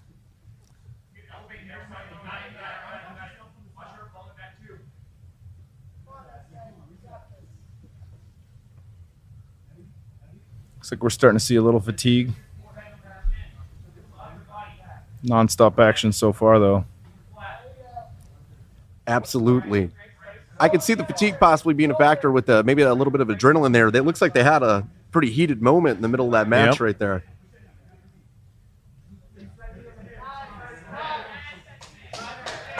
Almost 2 minutes left here in the Quarter match. mount, Using that weight. full mount. West doing a good job keeping that pressure.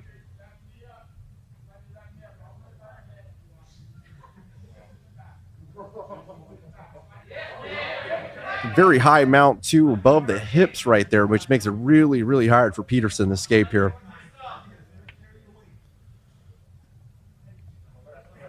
West might be trying to go for an Ezekiel, maybe try to get her to roll to her stomach. How do you hit that Ezekiel in no gi? In no gi, you would go behind, you would reach behind their head, grab your bicep, and then you tuck your other hand into like their neck. Make a fist, or you go knife blade? I have pretty sharp hands. I like doing the knife blade, but I mean, I the fist will work too. I've seen a lot of the bigger guys, a lot of the heavyweights, especially Alexei Olnik, who's fantastic with it. They use the fist.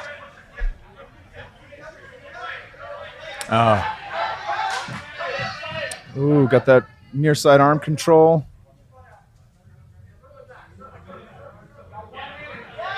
About a minute left in this one before we go into overtime, and this match has been going very hard between these two ladies. Neither one of them giving an inch. Almost has that Kimura. Wow. Almost has the Kimura, but she Hands gets are in the out. wrong Yeah. position. Straight into a heel hook. She's in trouble. No, man, no problem. These girls are putting on a hell of a show tonight, kicking off this next round here of super fights tonight. She's getting gassed. Little headbutt. Almost went for that anaconda for a second. Just couldn't quite get it. And this round's almost over. We are going to go to overtime, ladies and gentlemen.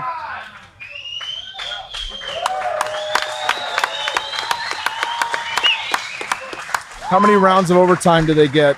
On the super fight, it's only going to be one round. Okay. Yeah, Just for time. Yeah, just for time. Yeah.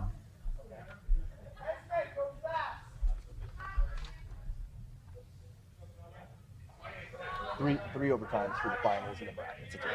What position do you like to start in if you got your choice here?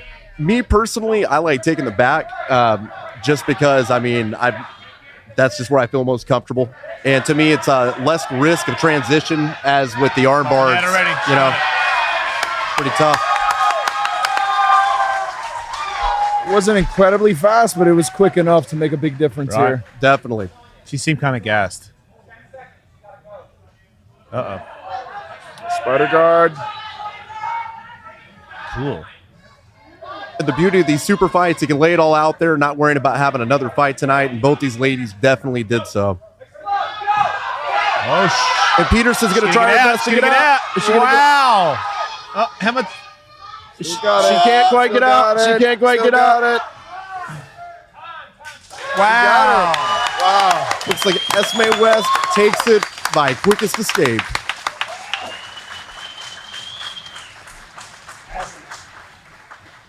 SMA West, fastest escape time. Another solid performance by Esme West.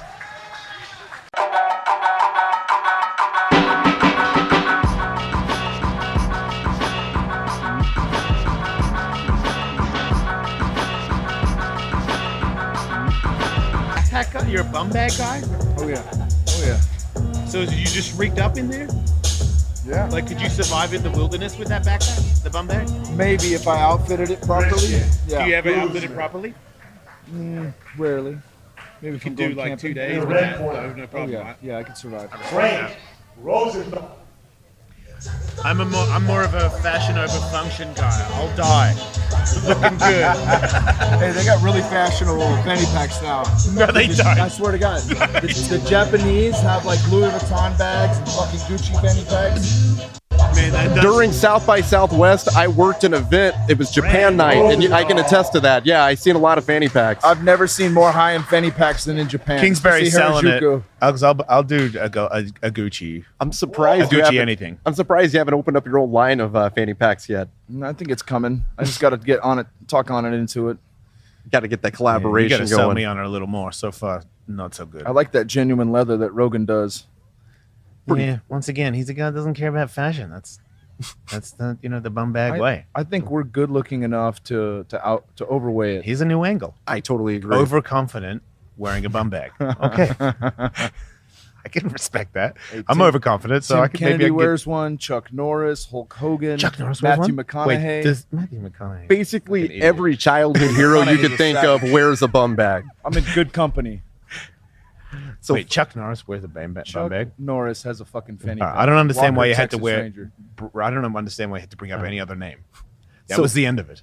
Christian Guzman out of Gracie Baja taking on Frank Rosenthal out of Henzo Gracie and the Danaher Death Squad. So this is the first round of the semifinals for the 145-pound bracket. Is guy's a Danaher monster. in the house tonight? Danaher is not in the house, I don't think. If he is, he totally snuck in, but I don't think he is. I saw him here for EBI for the last one. Him That and- dude's a scary motherfucker. Just quiet, Yeah. calm, collected guy. He wears a fucking rash guard out in public to dinner. Oh, I know who you're That's a talking about whole- now. That's, a That's all you had whole to say. different- It whole is. different animal. Yeah. When you talk about fanny packs, You got to hit him in the head with a You- rock you- from a distance if you're gonna fight that guy. There we go. So we got. fucking rash guard at dinner is a whole new level. It is. I heard he did it at a wedding. Yeah, it was I Matt. believe it. It was Matt Serra's wedding, I believe. He Yeah. showed up wearing one. I can respect that. Pretty legit. He says he likes wearing them because if someone asks him how to do a move, he's ready. But Wow. yeah, so that's a hell of a coach Frank Rosenthal has. A coach that's ready on the drop of a dime, and there he goes with that guillotine in the top half. See, this is what I like. At least threaten. Right. You know, he's working his way out, still on the neck. Good pressure. The north-south, but man, Guzman's very long for his weight class here, able to invert and escape. So whereas Rosenthal was sitting down in this position earlier, he's opted to stand up.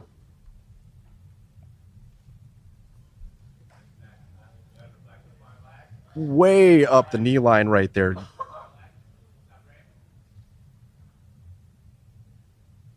He's in a good spot if he gets his wrist back. He's got his feet protected as well. Very smart move there by Rosenthal.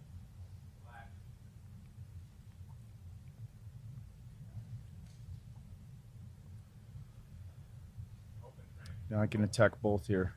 Yep. Going belly down on the shoulder. Really good spot. Trying to trance. There it is. Wow. Almost transitioned to it. Guzman was savvy to it. Okay. This is just bad. Right back to it. Got it. Got the heel hook. Pretty nice little pop there. That was pretty tough. I heard a that pop through Through our shitty headphones. Yeah, through the headphones. Frank Rosenthal. And Frank Rosenthal punches his ticket to the 145-pound finals at Onnit Invitational 8 tonight.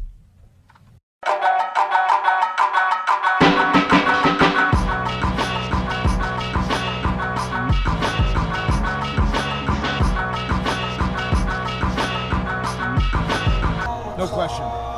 I remember you actually told me about you had a fast recently of 4.5 days, if I'm not mistaken. 4.5 days, and I finished with 200 micrograms of LSD. And cacao, correct? And yep, sacred cacao ceremony up at Sedona. You had me all the way up until Amazing. LSD. Man. I'm so out, I dude. thought you were going to say you didn't like the cacao.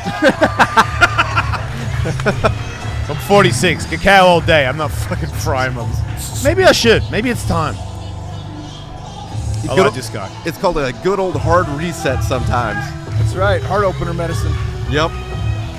We got Anthony Birdshag coming back here after having a very successful first match, winning by Darce choke. Trying to punch his ticket to the 145 finals to go against Frank Rosenthal. I've trained with Anthony back in the day out in Arizona.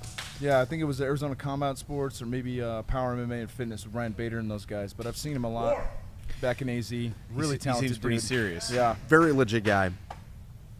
Actually has a victory over Joe Soto, former Bellator champion.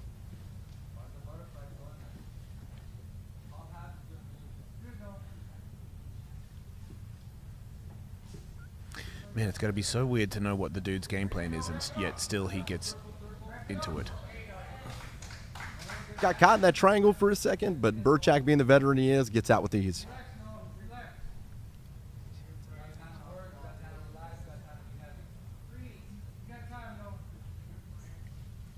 Seems like Gio's guys are all doing really well tonight. Very solid.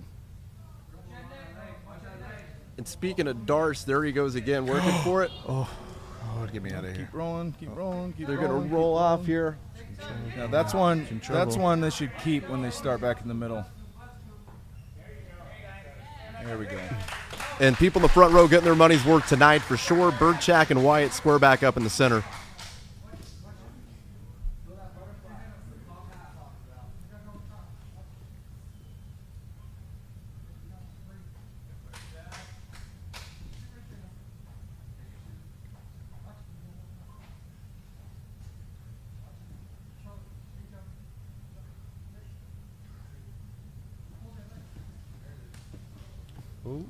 Very confidently goes for that. He's going for a straight ankle lock, but now it's a battle of the legs again. These guys look like they're about to roll off the mat again.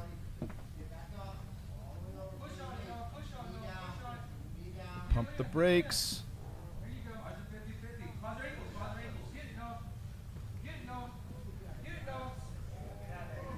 Anthony's in a tight spot. Yep. He's got past the knee line, but he's still not 100% safe quite yet. He's out. All right.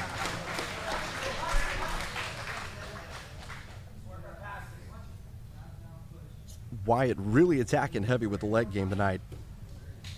There he goes again. Hops right on it. Goes belly down. Birdshag hops right out. There we go. Shooting that Attacks diving the neck. Darce right there.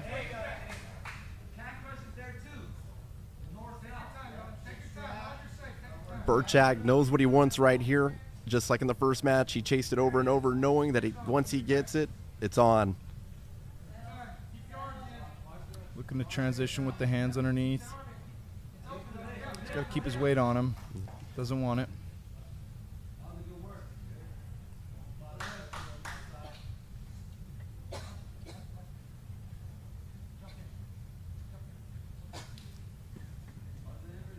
That inverted entry denied right there.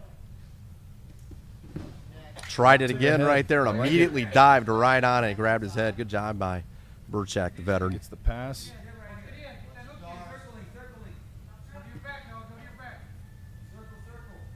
Burchak may have a north-south choke if he wants to try for it. He feels comfortable where he is.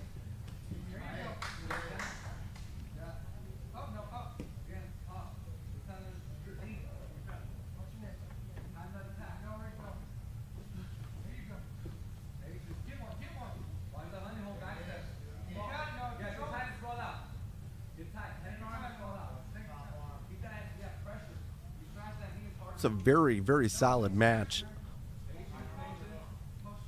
Although Burchak's pretty much dominated the top game here, Wyatt's done a lot of threatening off his back here with the leg lock attack.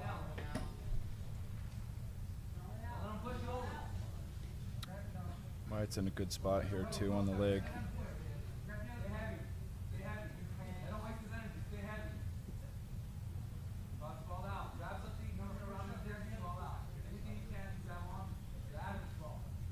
And once again, Burchak actually 2018 freestyle wrestling champion, U.S. national champion at his weight class, actually. He's a savage.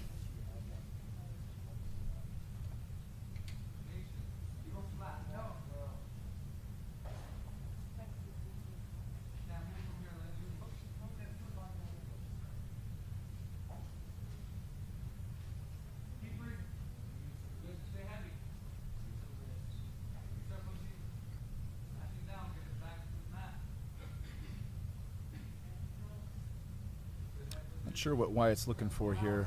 If he keeps his legs crossed like that, he's not really hip bumping or looking to create space yet. And this is actually a great spot for Burchak to possibly get a Jap necktie, Darce, ninja choke. And actually, there he goes. Looks like he's actually trying to go for it. He's already got a leg tied in right there.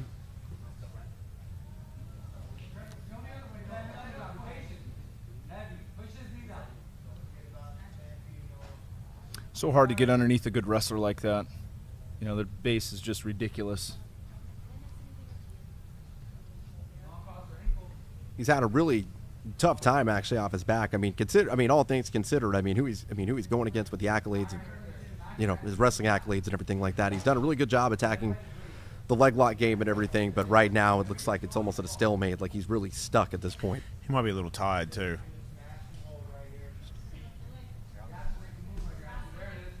Oh. Ooh, Burchak, nice. Beautiful transition. Yeah,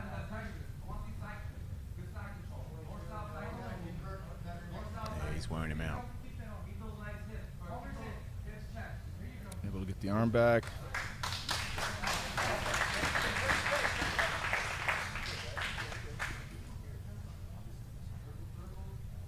A little less than 2 minutes left here in regulation.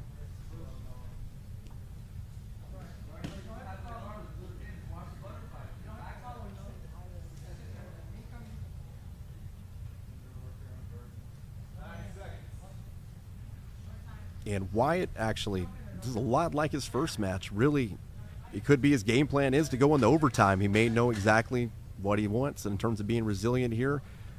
Going through the full 8-minute round here, maybe he's wanting to take it in overtime.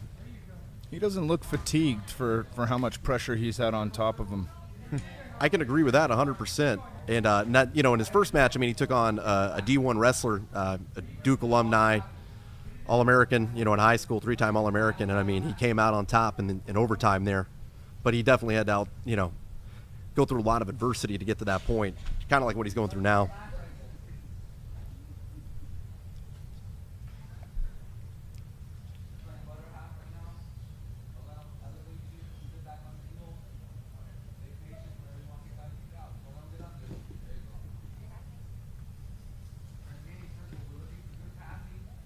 Got about 30 seconds left in this round before we go into overtime.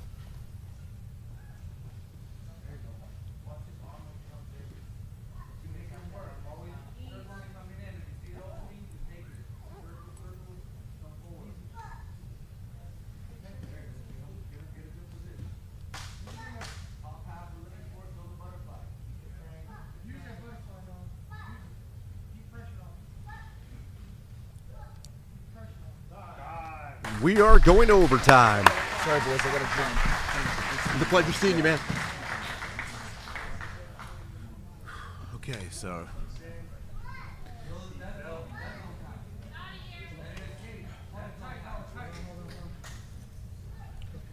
we've got Eddie Jackson back at the commentary booth. We had a visit here from Kyle Kingsbury. oh, he is out. Nope, he's stuck. No, he's out. Out. There you go. Man, he ain't playing at all. That was a sprint. Well played. Can he do the same? I mean, what is that? What was that? A couple seconds? That was like maybe 5 seconds, I think. That's all he's gonna do. Just hold on for 5 seconds. Oh, that's a done deal. We get 5 seconds out of this for sure.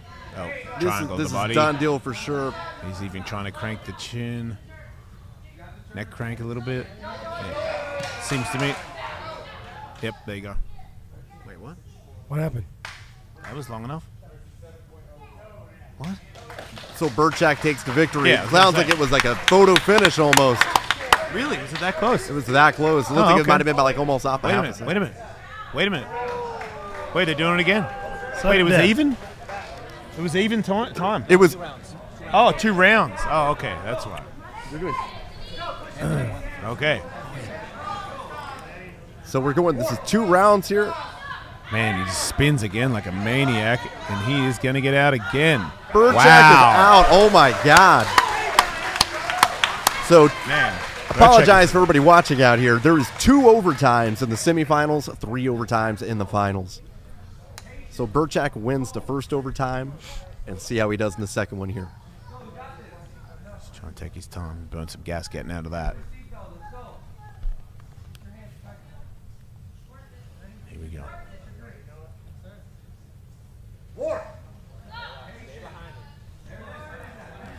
Burchak really doing a good job keeping control there.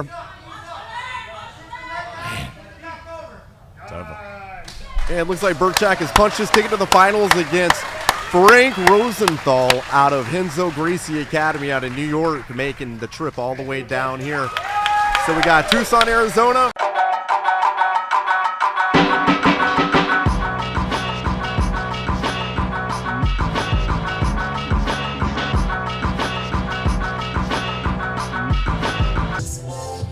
So Tommy McKay, who won his first match against Micah Valdez via armbar, seeing if he can punch his ticket to the 185-pound finals tonight at Onnit Invitational 8. Tommy McKay. And in the red corner, Joe Dirkising. But first, he's going to have to take on Joe Dirkising, the reigning Onnit Invitational absolute champion, who's also looking to take home another championship in the 185-pound division tonight. Joe Dirkising.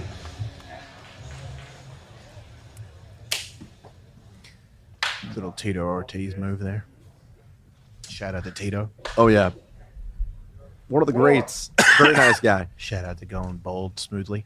Oh, yeah. He was bleaching that stuff. I don't even know how he was I was doing being that. sarcastic. He's Elmer Fudd. Oh, And immediately, Dirkising is going for the leg lock there. He did like a forward somersault into that shit. This guy's a ninja. Dirkising showing why he's the favorite here tonight. He seems to be rubbing on that man's ankle. And he does. And he rubbed on it very hard. And he got it. And I was just about to say, Dirkising, out of anybody I've seen, probably has the shortest matches. The guy puts it away quick. Little Indian arm burn on the ankle from my angle. That's what it looked like. Nice work. I didn't even see him rub.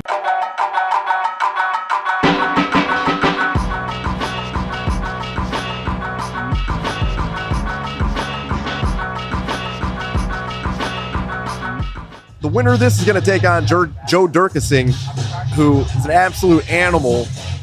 Like I said, absolute champion from Onnit Invitational 7 is whoever they're going to face tonight. But at the same time, Will Tackett, 17 years old, plenty of accolades, double gold at Pan Am's. No girlfriend, William no taxes, no rent or mortgage. No I mean, worries. this guy has nothing to lose. And in the red corner, And this kid could be Kyle He's never had a broken Chambers. heart. I mean, if it wasn't a real one. You know what I mean? Like, you can't have a broken heart at 17. At 17, I know. And All he cares about is rolling on the ground, pulling people's limbs off. No one's breaking his heart. He's just breaking limbs. breaking limbs. If he's this good at 17, then he never even had a girlfriend. Exactly. Wait till he gets a girlfriend and starts to fall off a little bit. Maybe take some painkillers and start gibbering off about nothing. Kyle. Get a couple of bad tattoos. We'll see. Then we'll see how good you are at jiu-jitsu. But right now, live it up, my friend. Live Only it up. time will tell. This guy still have his earring in, or did he take it out for this match? Because that's cocky shit. Absolutely. He still got it in. Still in. Obviously, he has no respect for his opponent. Who may still be a virgin. Shaking hands. Committed to the game. Here we go. War. So both these guys, prime competitors. You got Kyle Chambers out of 10th Planet Oceanside, and then you got Brazilian Fight Factory Checkmats William Tackett on for the semifinals tonight. Ooh. Tackett might have had an inadvertent shin to the face there. Yep, he doesn't care. And they get him recentered here. He's a man boy. And as we stated earlier, youngest guy in the bracket, also the smallest guy in the bracket, but also possibly one of the most technical guys in the I was bracket. going to say, he might be the best guy. Doing a real good job there. He's about to go shin the Lying shin. back on the heel. I think. Really needs to. He's doing a good Steps out. job of getting his knee past the Yeah, knee line. nice. Man, oh, and immediately hops into that single Again, he's ashi. back. Wait a minute. What is that? Oh my God! What a I'm not flexible! sure. I'm not sure I can watch that. Oh my God! shit. Holy! What is that? What kind of back take is this? Will Tackett just turned lemons into lemonade, ladies and gentlemen. Jeez. BJ Penn dexterity. I right know, there. right? What is Shit. that leg doing? Oh my God. What is going on? Oh my God, it's pointing the other way. Oh my God! I'm not sure I can watch it. I'm going to throw up. Oh, Oh, reverse he's is just back. rolled into it, though. No, he's okay. And Tackett making sure to get past that knee line there. Trying to grab the head there to close the distance. Avoid getting heel hooked.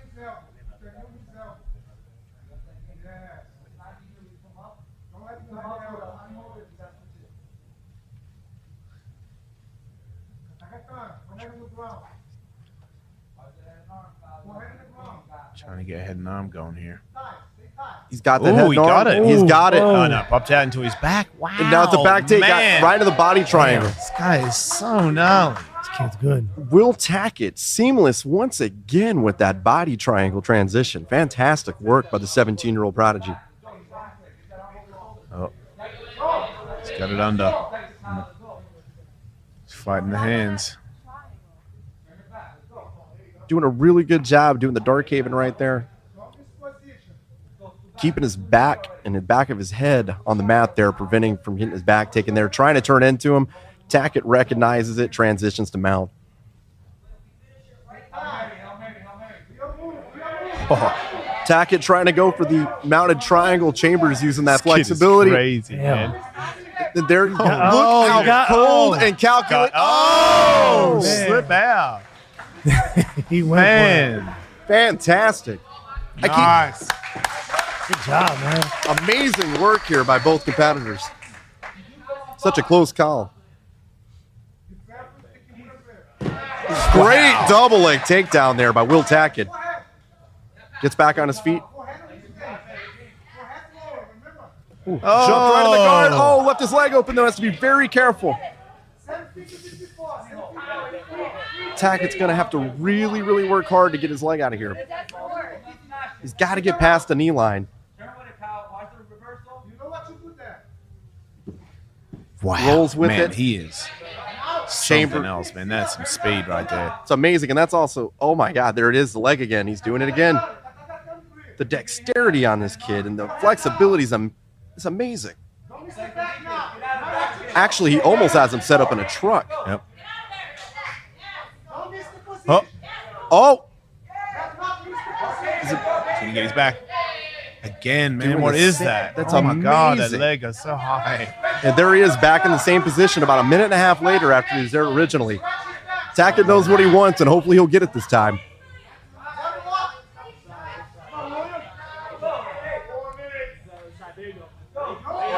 We're about halfway through here. in the semifinals here at the 185 bracket between Chambers and Tackett. For the record, Tackett's face is stone cold, not gassed in any way or stressed at all. He looks like he's reading a book. Exactly. Looks like he's about to. He's 17. Like he looks so calm and so. He's not even breathing heavy. No, I don't even see him sweating. I don't think. What's going on with this kid? It's incredible. And Tackett just calm as can be, talking to his corner.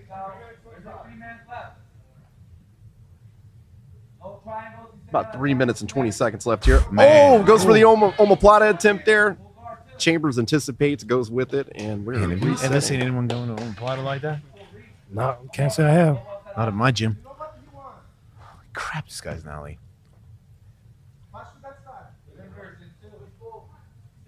Oh, that Whoa. Estima lock. Whoa. Almost had the Estima lock. Goes. It's Singalashi. Going belly down. This is a bad position here for Tackett. That was very, very close right there. Tackett actually might have ate that a little bit. That looked very, very close.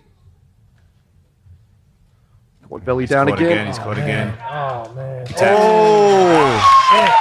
A very good showing by Will Tackett here at 17 years old. But tonight is Kyle Chambers' night. He takes it with a heel hook. Damn. Kyle Chambers. Kicking off our last round of super fights, 10th Planet San Antonio, Sergio the Natural Guajardo takes on Stone Coast BJJ's Corbin Ratho. I have wide teeth. I just forgot. Look at that. I should have got those. I fucked up. I look like an idiot. Oh, man. Too late now. I like the gold teeth, man. Well, good. In Stuck fact, in there. It's solid. I think we should color them in on there. Oh, man. We don't have a gold marker, do we? Shit, no. Well, then that's not me on that poster, goddammit. What's that damn, what's that movie about? Corbin Rathow. Dude, all right, so this Okay. Watch matchup could potentially steal that fight of the night. Okay. In fact, these guys. In the red corner, Sergio the Natural Guajardo. So these kids right now are world level in terms of their age group. You got Corbin Ratho, who actually traveled all the way from Maine for this event tonight. crazy. Damn near Canada, all the way here in Austin, Texas for Onnit Invitational 8 tonight. Taking on Sergio Guajardo, the Natural. Probably one of the most YouTube famous kids in the game in terms of jiu-jitsu. Known for a lot of quick finishes. Wait, is he dancing on the way out? Oh, yeah. Absolutely. This kid is an actual beast. Sergio the Natural Came out with the mace. Guajardo. Oh! Those maces are actually available at onnit.com under the equipment section. Wow, Lupe. Way to do it, man. Way to plug. Wow, look at Corbin's hair. Top notch. This is one of these matches that I think where you can sit here now and say a decade from now, Holy it'll be like a world Are you title type of thing in terms of jiu-jitsu. These guys are Oh both my beasts. God. Who is this? Sinks in the anaconda quick. He's trying to come back on it. Oh, man. He came from Maine for that. Oh, wow. Wow. He's got that sink in pretty tough. Wow, he's not going to tap. Oh, no. Quick win right there. Sergio Guajardo Oh, my takes goodness. Who is the anaconda. Guajardo. No problem. So that was mega impressive. Extremely There you impressive. Coming up next, representing John's Gym Temple, Travis Moore takes on UFC vet and Midland BJJ's Bubba the Menace McDaniel. Bellator fighter, actually.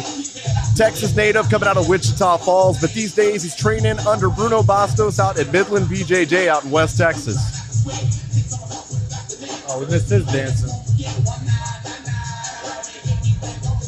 Yeah. No punching. No punching. Bubba McDaniel. You gotta love Now, that that's a guy I can relate to. No Coming comment. out and saying, hey, man, I really wish I could punch somebody. And in the red corner, Travis Moore.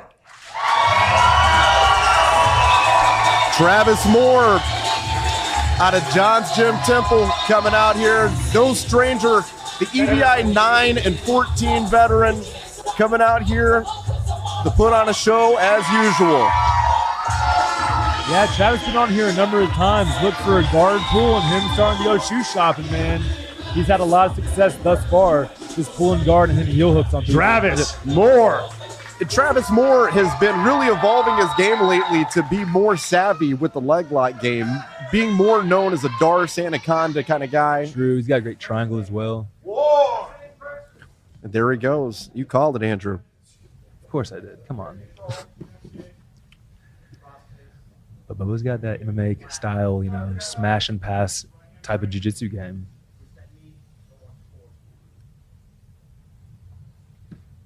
The only thing that happens with keeping his hips out like this with a guy like Travis who's reaching for his legs is he might just turn that into a sweep or a choke.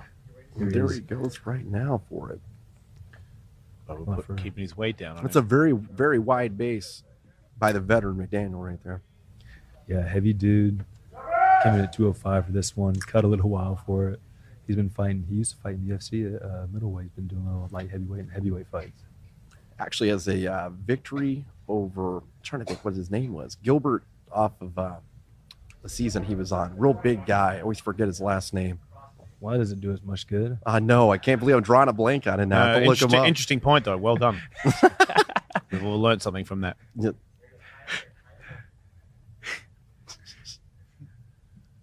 Trying to blink all of a sudden here. That's all I'm good for, talking shit. Sorry. I'll take it. Nice base by Bubba. Travis trying everything. Looking for that triangle, looking for the hook flip. You can tell Bubba wishes he could just sneak a quick elbow in before he went into some submissions. Got that quarter guard right there. Almost like a quarter Z kind of variation. I like how Bubba threads that, goes for the crossface. It's usually a good way to break it, but Travis recovers guard, getting his hooks back in. I think he's still looking for that hook flip. He's got that overhook pretty deep. He's got a foot on the hip. Watch him to get that right leg out and start looking for a triangle.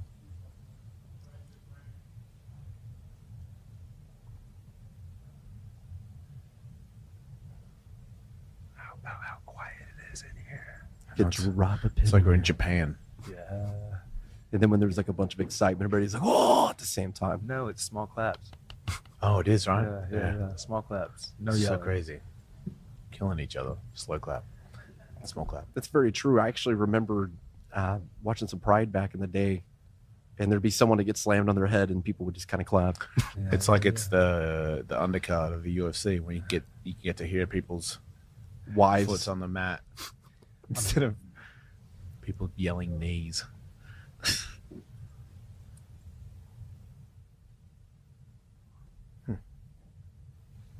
One thing that Travis is really known for, even though it doesn't look like he's going for it now, is he'll kind of allow guys to pass, setting up his Darce choke. And he may or may not hit that on me a few times in practice. Oh, and I think he's going to start going for right here. Yeah. He's going Bubba to got his arm out of there. He's going to try to frame and against the face and try to get under, but instead he opts for full guard again. Doing a great job recovering that guard. I feel like Bubba has more meat on the bottom and Homie has more meat on top. So it's like, what's better, meat on the bottom or meat on the top? I don't know. How many minutes into this thing are we? I guess we'll find out We're soon. about not even a whole 2 minutes, actually. Actually, I take it back. I think we're a little bit deeper into that. We're actually about 3 minutes in, a little past. We've been going for at least like 8 minutes. This is a 10-minute round. We are at 6 minutes and 20 seconds. See, the tough thing is a lot of time when you get these mixed martial artists who are fighting these submission-only tournaments where guys feel comfortable, giving up position, giving up their back, or laying on their back. There's no points involved, so there's no way he's going to get a couple points from a takedown. And a lot of time, these mixed martial artists, they're cool just sitting here for a while, man. This is where you can do some of your best smashing. This is like where Tim Kennedy, Randy Couture, they're sitting in your half guard and smashing on you. Wow. So, Bubba, being a mixed martial artist, probably fighting more than he does grappling competitions, it's going to be a little different for him. He's going to make a little more of an effort to pass. Otherwise, he's going to be looking to win in overtime. Or possibly pass off of a failed submission, scramble. Like he might actually have that plan from the beginning to wait till overtime? Or no? Nah, I just think it might work out that way. But I mean, single match, you know, in those tournament fights, you want to get it done with. You don't want to go to overtime and all those. Okay. But, you know, they only have one match tonight. Maybe he's good with overtime. Maybe he's just a beast to hold down on the back. Definitely. On the arm bar. Speaking of tattoos, look at the I was one. going to say, does he have a lady holding her tits on there? I believe so. Crudely drawn as well by Bubba McDaniel. Well, I guess it'd be less appropriate if she didn't have her hands over him. Either way, I'm okay with it. It's just a picture. Absolutely. I mean, is it not where we came from?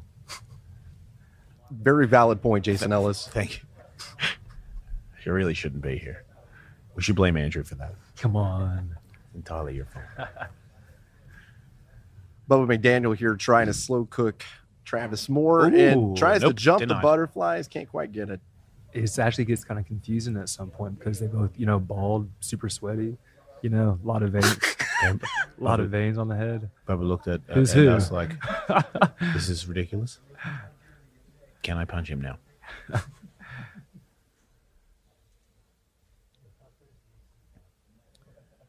Trying to pass the knee, desperately trying to get that side control and constantly getting denied. Sounds like the story of my jiu-jitsu life. You train much jiu-jitsu, Jason? Every week. I hate it. Believe it or not, if you look up on SureDog, Jason Ellis has 100% finishing rate, all submissions, 2-0 as a pro. My man over there. The Outback, giving plugs to the Outback Anaconda. The one and only. You fight me, 100% chance you go to sleep, son. The Anaconda, the gator roll. That's your move. I like Sorry. it. It's not actually not, but Watch this it triangle. just rhymes with And Outback. speaking of, you're very familiar with Watch this movie. this He's going triangle. for Oh, he's got his hand in though. No, he doesn't. He's really got Oh, that it's in out. tight. He's going to kind of try to come out the back door. So oh, Bad position. Now. oh, Wow. and Travis Moore beats Bubba McDaniel via triangle. What a match between these two. Great match between both guys. Just so happened to get caught with that triangle and that transition right there. Man, oh man. Travis Moore. Went from the Kimura to set up the triangle. Fantastic work by Travis. Closing out our last round of super fights, 10th Planet Austin's Jeremy May takes on John's Gym Temple's John Bench. Going to round out the super fights here. John Bench, a big old boy. I believe he's also at out of Travis Moore's gym. I think he's actually out of John's Gym Temple. Hey Andrew, if you're a real big dude, and you're from this generation, are you like grabbing people's toes and shit, or is it out of the question when you're that John big? Bench. And no, they're not going to do near as much of that, actually. There's going to be more smashing, laying on folks. Right. Yeah, so when trying you to get grab to their head. what is the weight class where I don't have to pull on toes? In the red corner, right here. Jeremy Okay. May. I got to start eating some more burgers. This toe pulling shit is driving me insane. I don't understand how it works. Right. We got And it's a guy that had 20 years of skateboarding. You can't pull on my legs, man. You know? Those are off limits. Shit's not cool, man. It's just not right. Look at this guy. He's super big and he has great knees. He can squat like that. Guy like me can't do that. All right, so Jeremy May was on here recently. He fought Andrew Kimler, and he got taken out pretty quick by a heel hook. So I'm interested to see him have a longer match, although he did just tell me that he had a pretty serious shoulder injury within the past week. Wednesday of last week, he actually had a full separation of his shoulder. It's a little insider information. It's actually one of my- do you really use your shoulder in jiu-jitsu? Definitely not. So you should be fine. Jeremy May, a 20-plus pro fight veteran, actually current heavyweight under M1 Global. He's actually fought in Russia, China. He's fought in Australia. Just all over the world. And tonight he's here at the Onnit Gym for Onnit Invitational 8. Wait, he's not using that arm. Are you serious?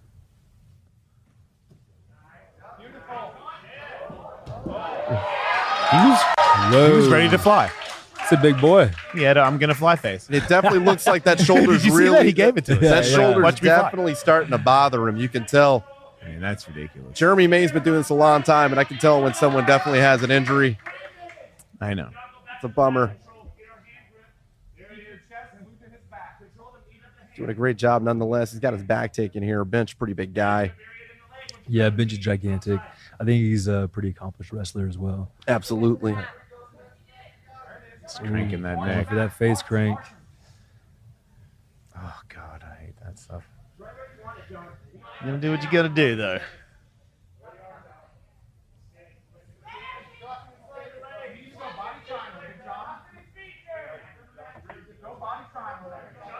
Jeremy's gonna be a hard dude to finish. What is that he's trying to do? Is he trying to reverse can opener his ass from behind? What is that?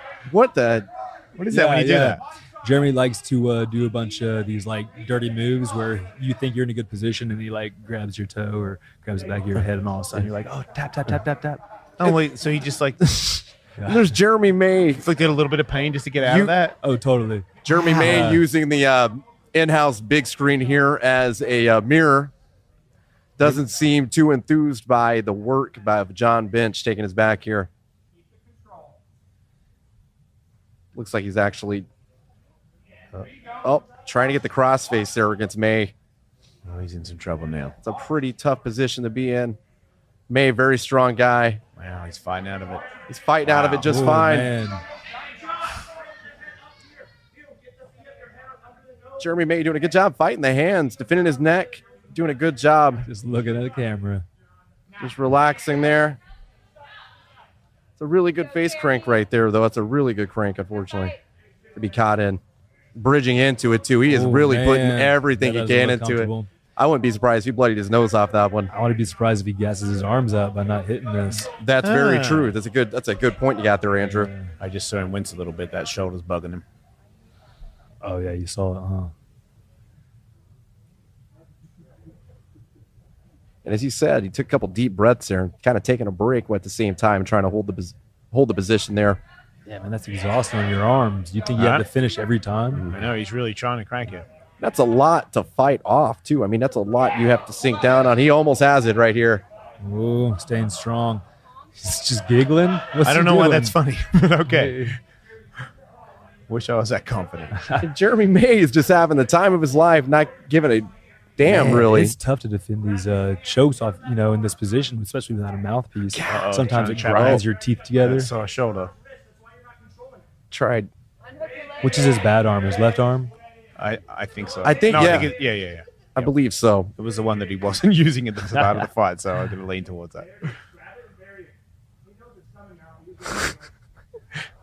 And Jeremy May We're chilling. Hanging out. He's even going to do a chilling face. And John Bench, in all honesty, he's caressing him. This is lovely. He has the position, but I mean, this is a submission-only tournament. So, I mean, the thing is that, I mean, if we go to overtime, I mean, this all might be for naught. They'll be in the same position.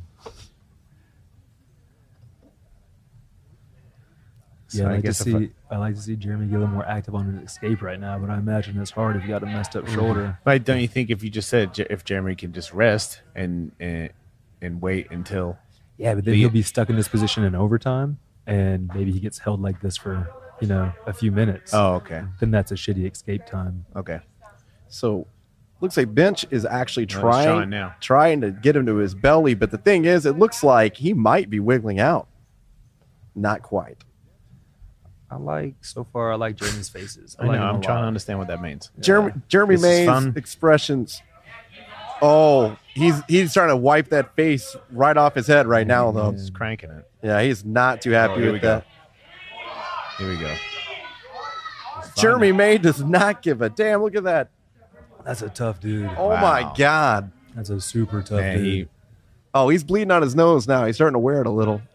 He emptied it out on him a little bit there. Yeah, I thought he had that one, huh? Jeremy May, a total beast. I mean, you got to think. I mean, this guy actually used to compete in MMA at 170 pounds at one point in his career, and he's a heavyweight now.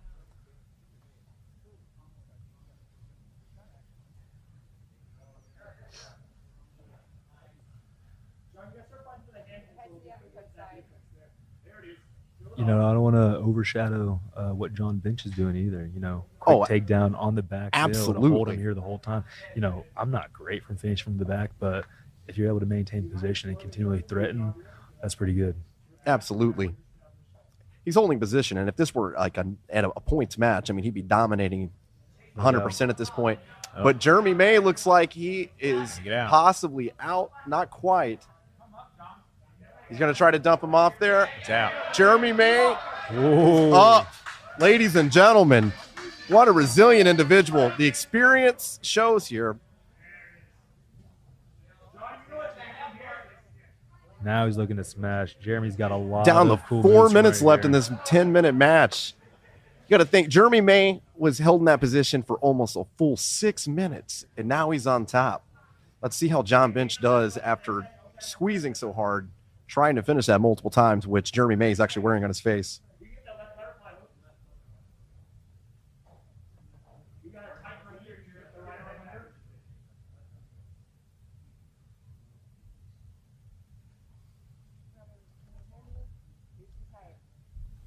All right, let's see what kind of guard game John Bench has. I'm guessing he's going to want to get back on top. Absolutely. I'm guessing majority of the game is not from right here. That's a Too big of a dude, too good of a wrestler. Now Jeremy's hell from right here. So- So roll with him a few times, and you got to be careful for a lot of stuff. He's a big dude. He's really strong. He's capable of just kind of like twerking you in the wrong way. You don't even expect it. So Jeremy May, even though having a complete dislocation of his shoulder earlier this week, still doing a hell of a job out here, apparently. Maybe he would just feed us some false information. It very well could be. I disagree by the way he's using that arm. Oh, gotta be careful, Kent. No time to fix your shorts. It must be a miracle he is using the arm again. And we're back. That slam knocked it back in.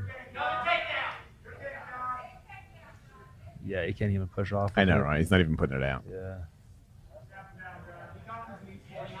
Shows a lot of control, really, just to not extend your arm ever in a jiu-jitsu match. That shows a lot of control to think about that all the time without hurting it. Trying to work that toe hold from here. Jeremy May is going to try to get the reversal here. It's a very strong individual. Whoa. Oh, he's hurt again. Oh, Shoulder's man, hurt. it's bothering him bad.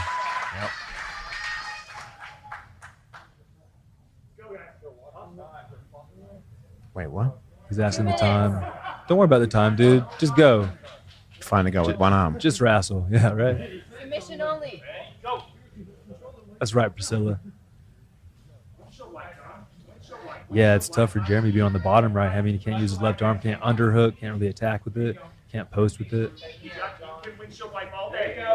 Gotta get creative how he's going to win this thing. Full guard, let's see what he's got. Stand up and dash. Arm bars and triangles. Break him down, Jeremy. Hip bump, hip bump. High five, high Up. Start up. Make sure right there as soon as you get in. John. Angle there, John. Angle there, John.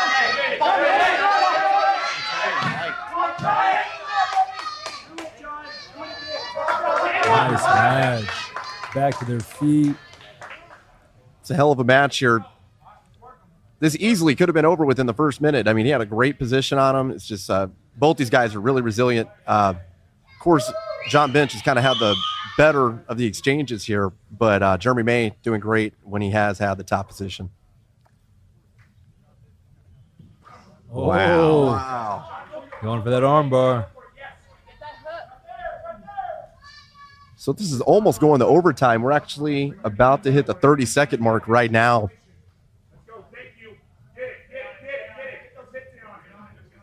All right, big guys. They were going for the toes, Jason. Yeah, this is terrible. I guess everybody's doing it now. Yeah, it didn't work though. Maybe it's Did because not something to do with work. being It big. did not work.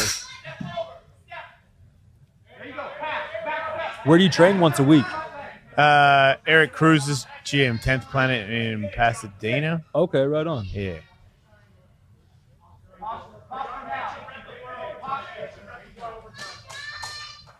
Lupe, how you think these rash guards stack up to previous invitations? You know, man, I think Cruise Combat and Armbar did a hell of a job. They look great. Yeah. By the way, this is the coming out party for Armbar. It's rmbrclub.com. They actually have a Instagram. I believe it's rmbr as well. But yeah, this is wondering what that was. I was like, Armbar. Yeah, it's I guess the way to put it, but it's actually Ted. I forget his last Nice. name, Yeah, but yeah. Ted who worked with the Hypnotic for a good bit. Word. Very cool. Yeah, very quality All right, stuff. we got OT with these guys right now. Let's see it. Jeremy on the back first. Jeremy May. Oh man, I would typically say he's got a lot of tricks that would make this happen, but with one arm, it's gonna be tough. It's going to be really hard for him here. Let's see how it goes.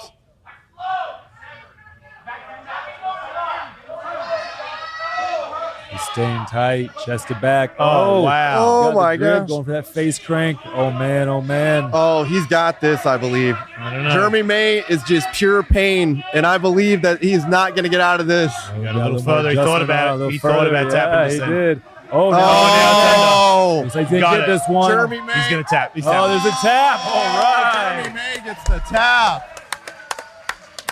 Wow. So,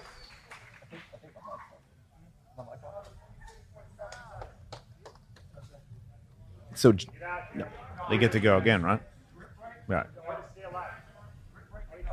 So this is actually only going to be one overtime for this okay. one. So yeah, he's going to have to finish within so many seconds here. I think Jeremy's got this down, being able to Right? chill there, man. I know. I say mean, he's dude, with gonna- one arm, this is. I say he's not going to escape, but he's going to chill and defend for about 28 seconds, and he wins. Jeremy May did this for almost 6 straight minutes earlier. You think he's got 26 Oh, yeah. seconds? I think he does. He's very confident. Oh, he might actually he's get out. an escape. Wow. Wow. Man, all right. Jeremy May.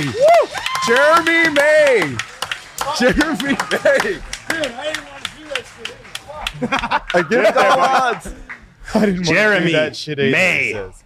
That was amazing. What a match. Man, That what was a. awesome. You can't even raise the other arm. You got to be choking me. Good for him. What an animal. And a very, Good match, very good big match. shout out to John Bench, who put a lot of adversity on Man. Jeremy May for the majority of that match. But to come back like that, That's insane, man. amazing work by Jeremy May. That's insane.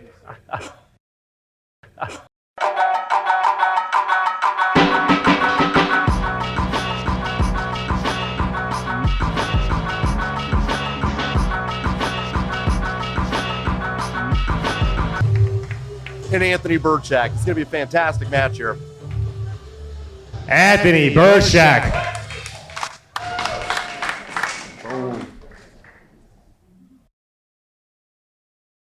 In the red corner, Frank Rosenthal. Would you guys do me a favor?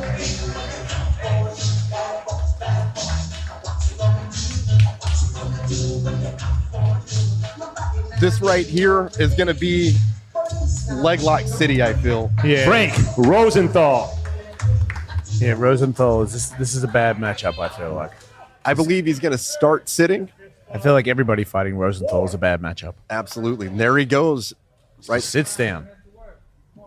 The alligator legs, as he spoke of earlier. The butt scoot technique. Slapping the ankle. Not sure what that means, but I'm glad that he touched it. There's another slap. Maybe it's a Diaz slap to the ankle instead of the face for rules and regulation purposes. Oh, there's a little bit of a slap there. Forearm. A palm to the forehead, sorry. A lot of people in jiu-jitsu do that. I don't like it. It's basically the grappling equivalent of almost like a jab, just kind of checking your distance. Right. Little shake and bake going on here. Tried to crisscross him, didn't work out. Man, what's up with the hand behind the knee thing? What the hell is he doing? That is pretty. He's like a lobster. It is amazing. Why is he doing that? And why does it work so goddamn well? That's a, And why does he have grips on that hand as well? Like, oh, this guy's a machine. definitely years of probably training in the gi, is what I'm thinking. A lot of guys wrap their wrists and their fingers, things of that nature. I bet to this get kid. traction. Oh yeah. Oh, okay. Ah, okay. So basically, it's holding your joints together. All right. Wow, they are awfully close without doing anything.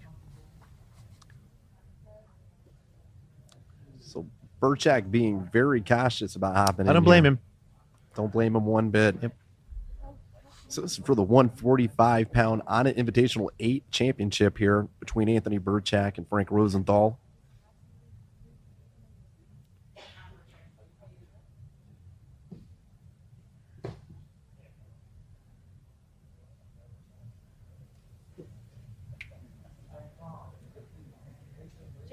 Wow.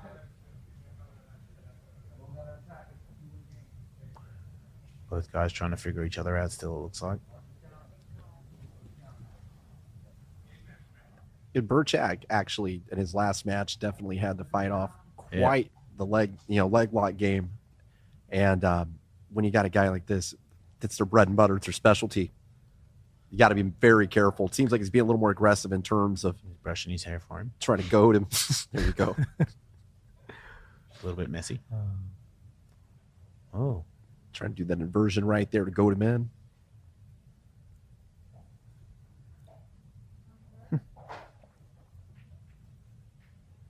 Trying to fake him to go to working it. Putting that freestyle wrestling to use right there, trying to juke him out. Just can't quite get around the guard.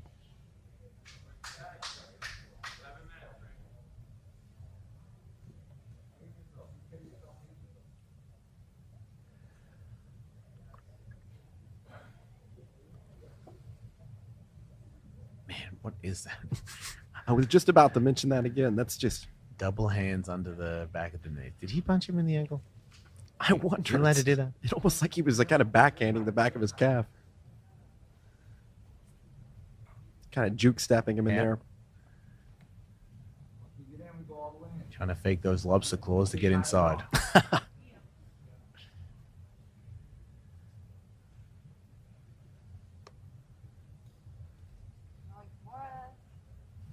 Someone's going to have to make a drastic move, or the baby is going to start crying again. Demand another takedown. Or was it tap out, excuse me.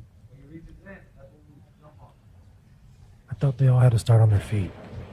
Not if you're really good. Or a crab man. That's confusing. Took a knee. 6 minutes, Greg. 6 minutes to work. That's right. 6 minutes to work. 2 minutes. We've done this. Ooh. Come on. Not yet.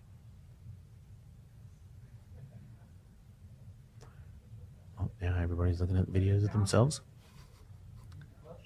Ooh, that was kind of about 5.5 minutes left in regulation here. There's 3 overtimes in this 145-pound championship match.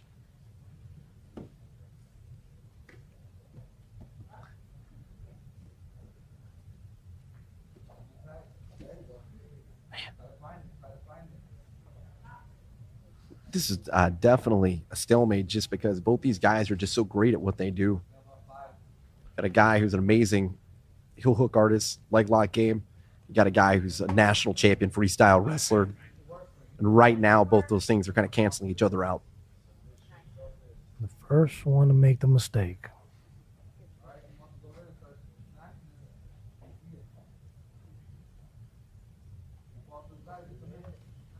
Man.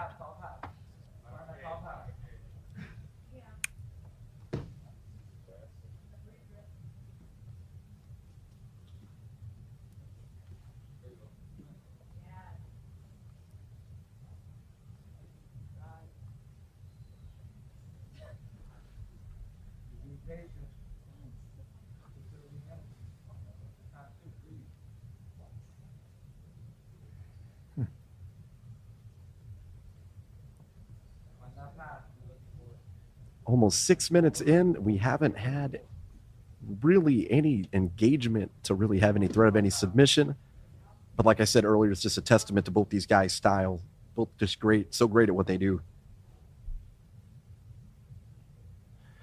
So this was run by a point system. Is anybody winning?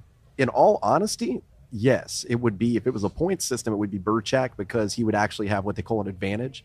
So if he were to be on his feet and engaging, even though he didn't score any points, he was still trying to engage. Kind of like if you were to end in a tie in one of those same type of tournaments, it would be who basically had the more dominant position at the end of the round. But in this case tonight, it's strictly 100% submission only. And since it's a championship match, we're going to be going into 3 overtimes, it looks like, if we don't finish within the 10-minute regulation.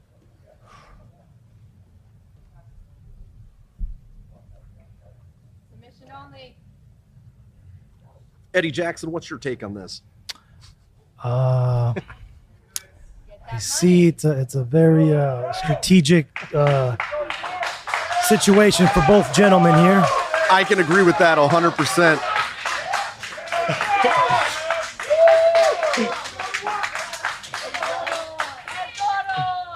There he is again, man. It looked like he was like basically trying to hopscotch around. There he goes, trying to get the ankle pick there. Just can't quite get it.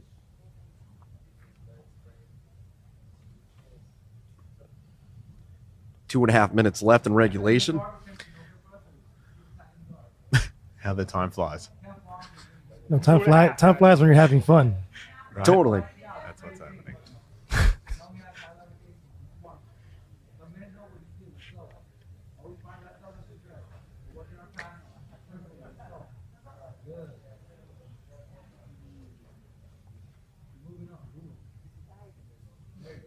You know, though, at some point when it comes to these type of stalemates, you got to ask yourself, is it worth going to overtime, or is it worth basically chancing those last 2 minutes and going for broke to try to finish within regulation to avoid that possible 3 overtimes? You could have somebody that's just solid at taking somebody's back and holding their back and holding that position, and that could be the whole game plan. Right, because if you're asking that question, the answer looks like it's wait until overtime. That's exactly what I'm thinking here as well.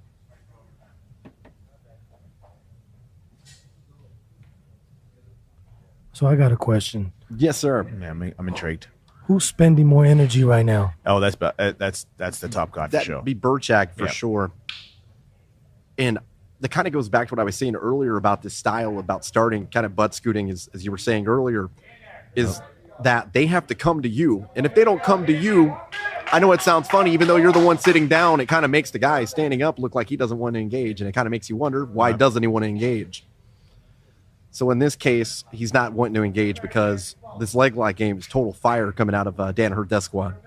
Now he's going for the humiliating palm slaps.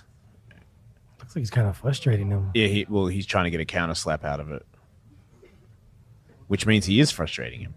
I think he's trying to goad him in to where he slapped hard enough back that he can actually grab her wrist. Right. Yep. Looks at his coach as if to say, why is this man slapping me on the head all the time? Coach is like, I don't know, man. It's your fight. That was almost a kick to the face. Almost there. There it is again. Next time I roll, that's what I'm doing. Palm to the face, palm to the face. Seems to be very frustrating to everybody. It's a game that I don't play. It definitely worked out for Brennan Schaub. You should check out his match. He did that for like a solid 8 minutes once. Just palm people in the face? Palm guy in the face, yeah. And that's it? Yeah, seriously. It was a jiu-jitsu match. You can look it up. I think it was against... I can't remember who it was against, but I mean, you can look it up. I mean, it was like pretty well known. It was like he didn't want to engage, kind of like, you know. Wow. Well, he's got a great podcast. It's a fantastic podcast. He's on Showtime now these days, too. He's on Old Time. Oh, yeah. Oh, he's talking. He's complaining about his arm being around his shoulder, which I believe is the rules. And off we go. Oh, he's gonna get out quick. So Burchak is pretty solid at this. Yeah. No, he's out. Oh, wow. So there's 3 overtimes here. So very good job by Frank Rosenthal getting out of the 2018 U.S. Freestyle Wrestling Champions. Burchak's gonna get bananas right now. Watch this. He's like, that was fast, sure. Here he goes. Wait, hold on. Okay. So Burchak's really good at just getting out of this kind of stuff. Oh, it's bad for this guy. Burchak's stuck. Double stomp on that foot. Raise your hips. You got him.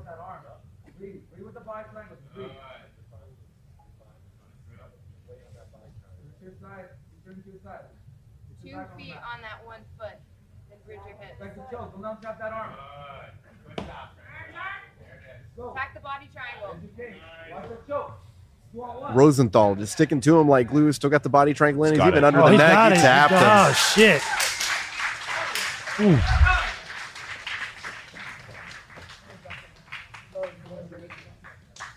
Frank Rosenthal, Man. 145 champion. And Frank Rosenthal's taking the Onnit Invitational 145-pound championship back home to New York with him. And you wonder why punches in the face changed the whole game. Really does. And that was that's impressive. That guy is a freaking.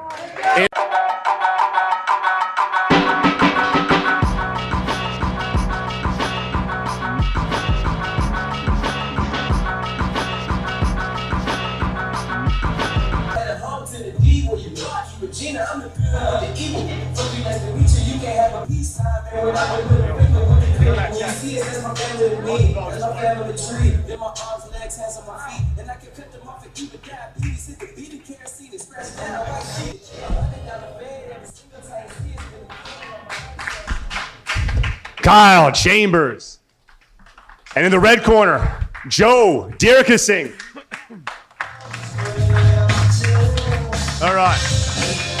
So we got Joe Dirkising, like I said about 1,000 times tonight, reigning absolute Onnit Invitational champion, looking to secure the 185-pound championship tonight, taking on Kyle Chambers out of 10th Planet Oceanside, who had some fantastic performances Joe tonight. Dirkising.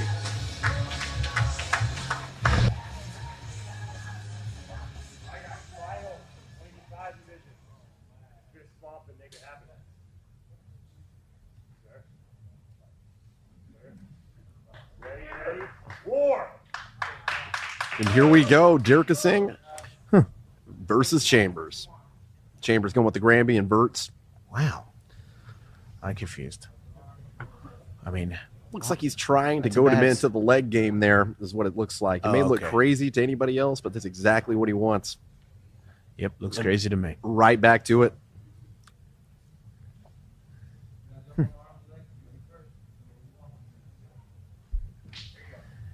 Yep, never seen that before in my life. I must be a blue belt. A lot of inverting, especially. I mean, he's a 10th Planet. It's a lot of the game there in terms of like the leg locks, in terms of like inverting for leg locks, Granbys to escape. It's just a lot of inverting, like he's trying to do right here. And he's back almost in full guard. I think Dirkising almost might have a ham sandwich. Not quite. He's going to go for, it's like a straight ankle lock right here. Oh, to a heel hook. Oh, escapes very wisely, very quickly by Kyle Chambers. Nice work.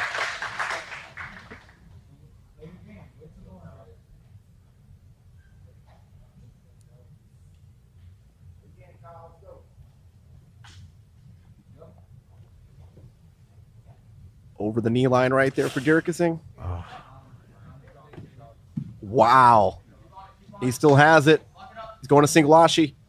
I can't quite get it. Doing a good job defending, and he gets it. Oh, my God. Kyle Chambers. Wow. Kyle Chambers almost had that. I thought that was it for half a second. Man, that was very close.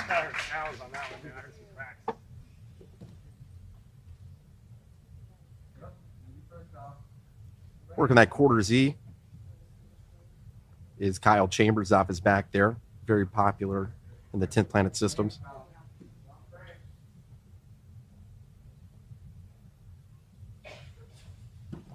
Looks like he's going for an Estima lock for half a second there.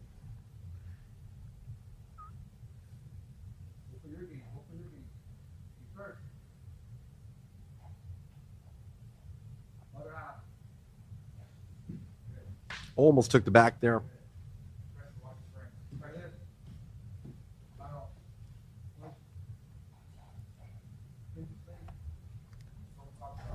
Kyle Chambers being cornered by Gio Martinez, head coach over at 10th Planet Oceanside, also multiple-time EBI winner. If your ankle pops a little bit in the middle of this contest, does that affect you for the rest of it? You know, I'll be honest with you, as someone that's happened to me, maybe not competing at the highest level, but regardless, the same injury. I normally don't feel it until about like a couple hours afterwards. Okay. Maybe it's the adrenaline, but the next day I definitely feel it, and for about a week afterwards, depending on the severity of it. But when something pops, you definitely feel it the next day. And speaking of something about the pop, man, Kyle Chambers almost had an omoplata there.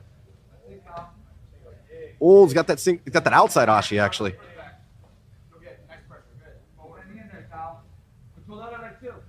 But Dirksen doing a good job just keeping that heavy pressure. Still working that outside Ashi, trying to anyway, is Kyle Chambers.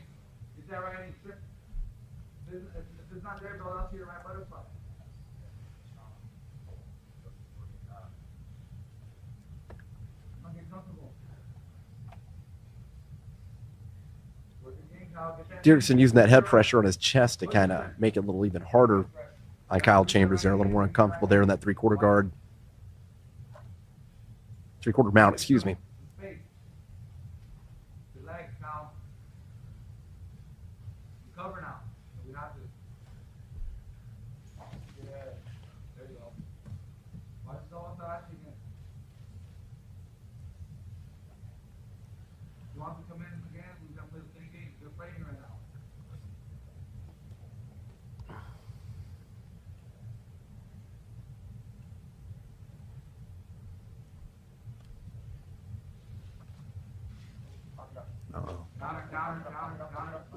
Ooh, Dirksen might have this one. Ooh. Oh, back at you. Ooh, wow. Oh, shit. Oh! Wow. Kyle Chambers takes out the favorite in Joe Dirksen and is now the Onnit Invitational 8 185-pound champion. Wow. Kyle Chambers taking it back to 10th Planet Oceanside. That was sick.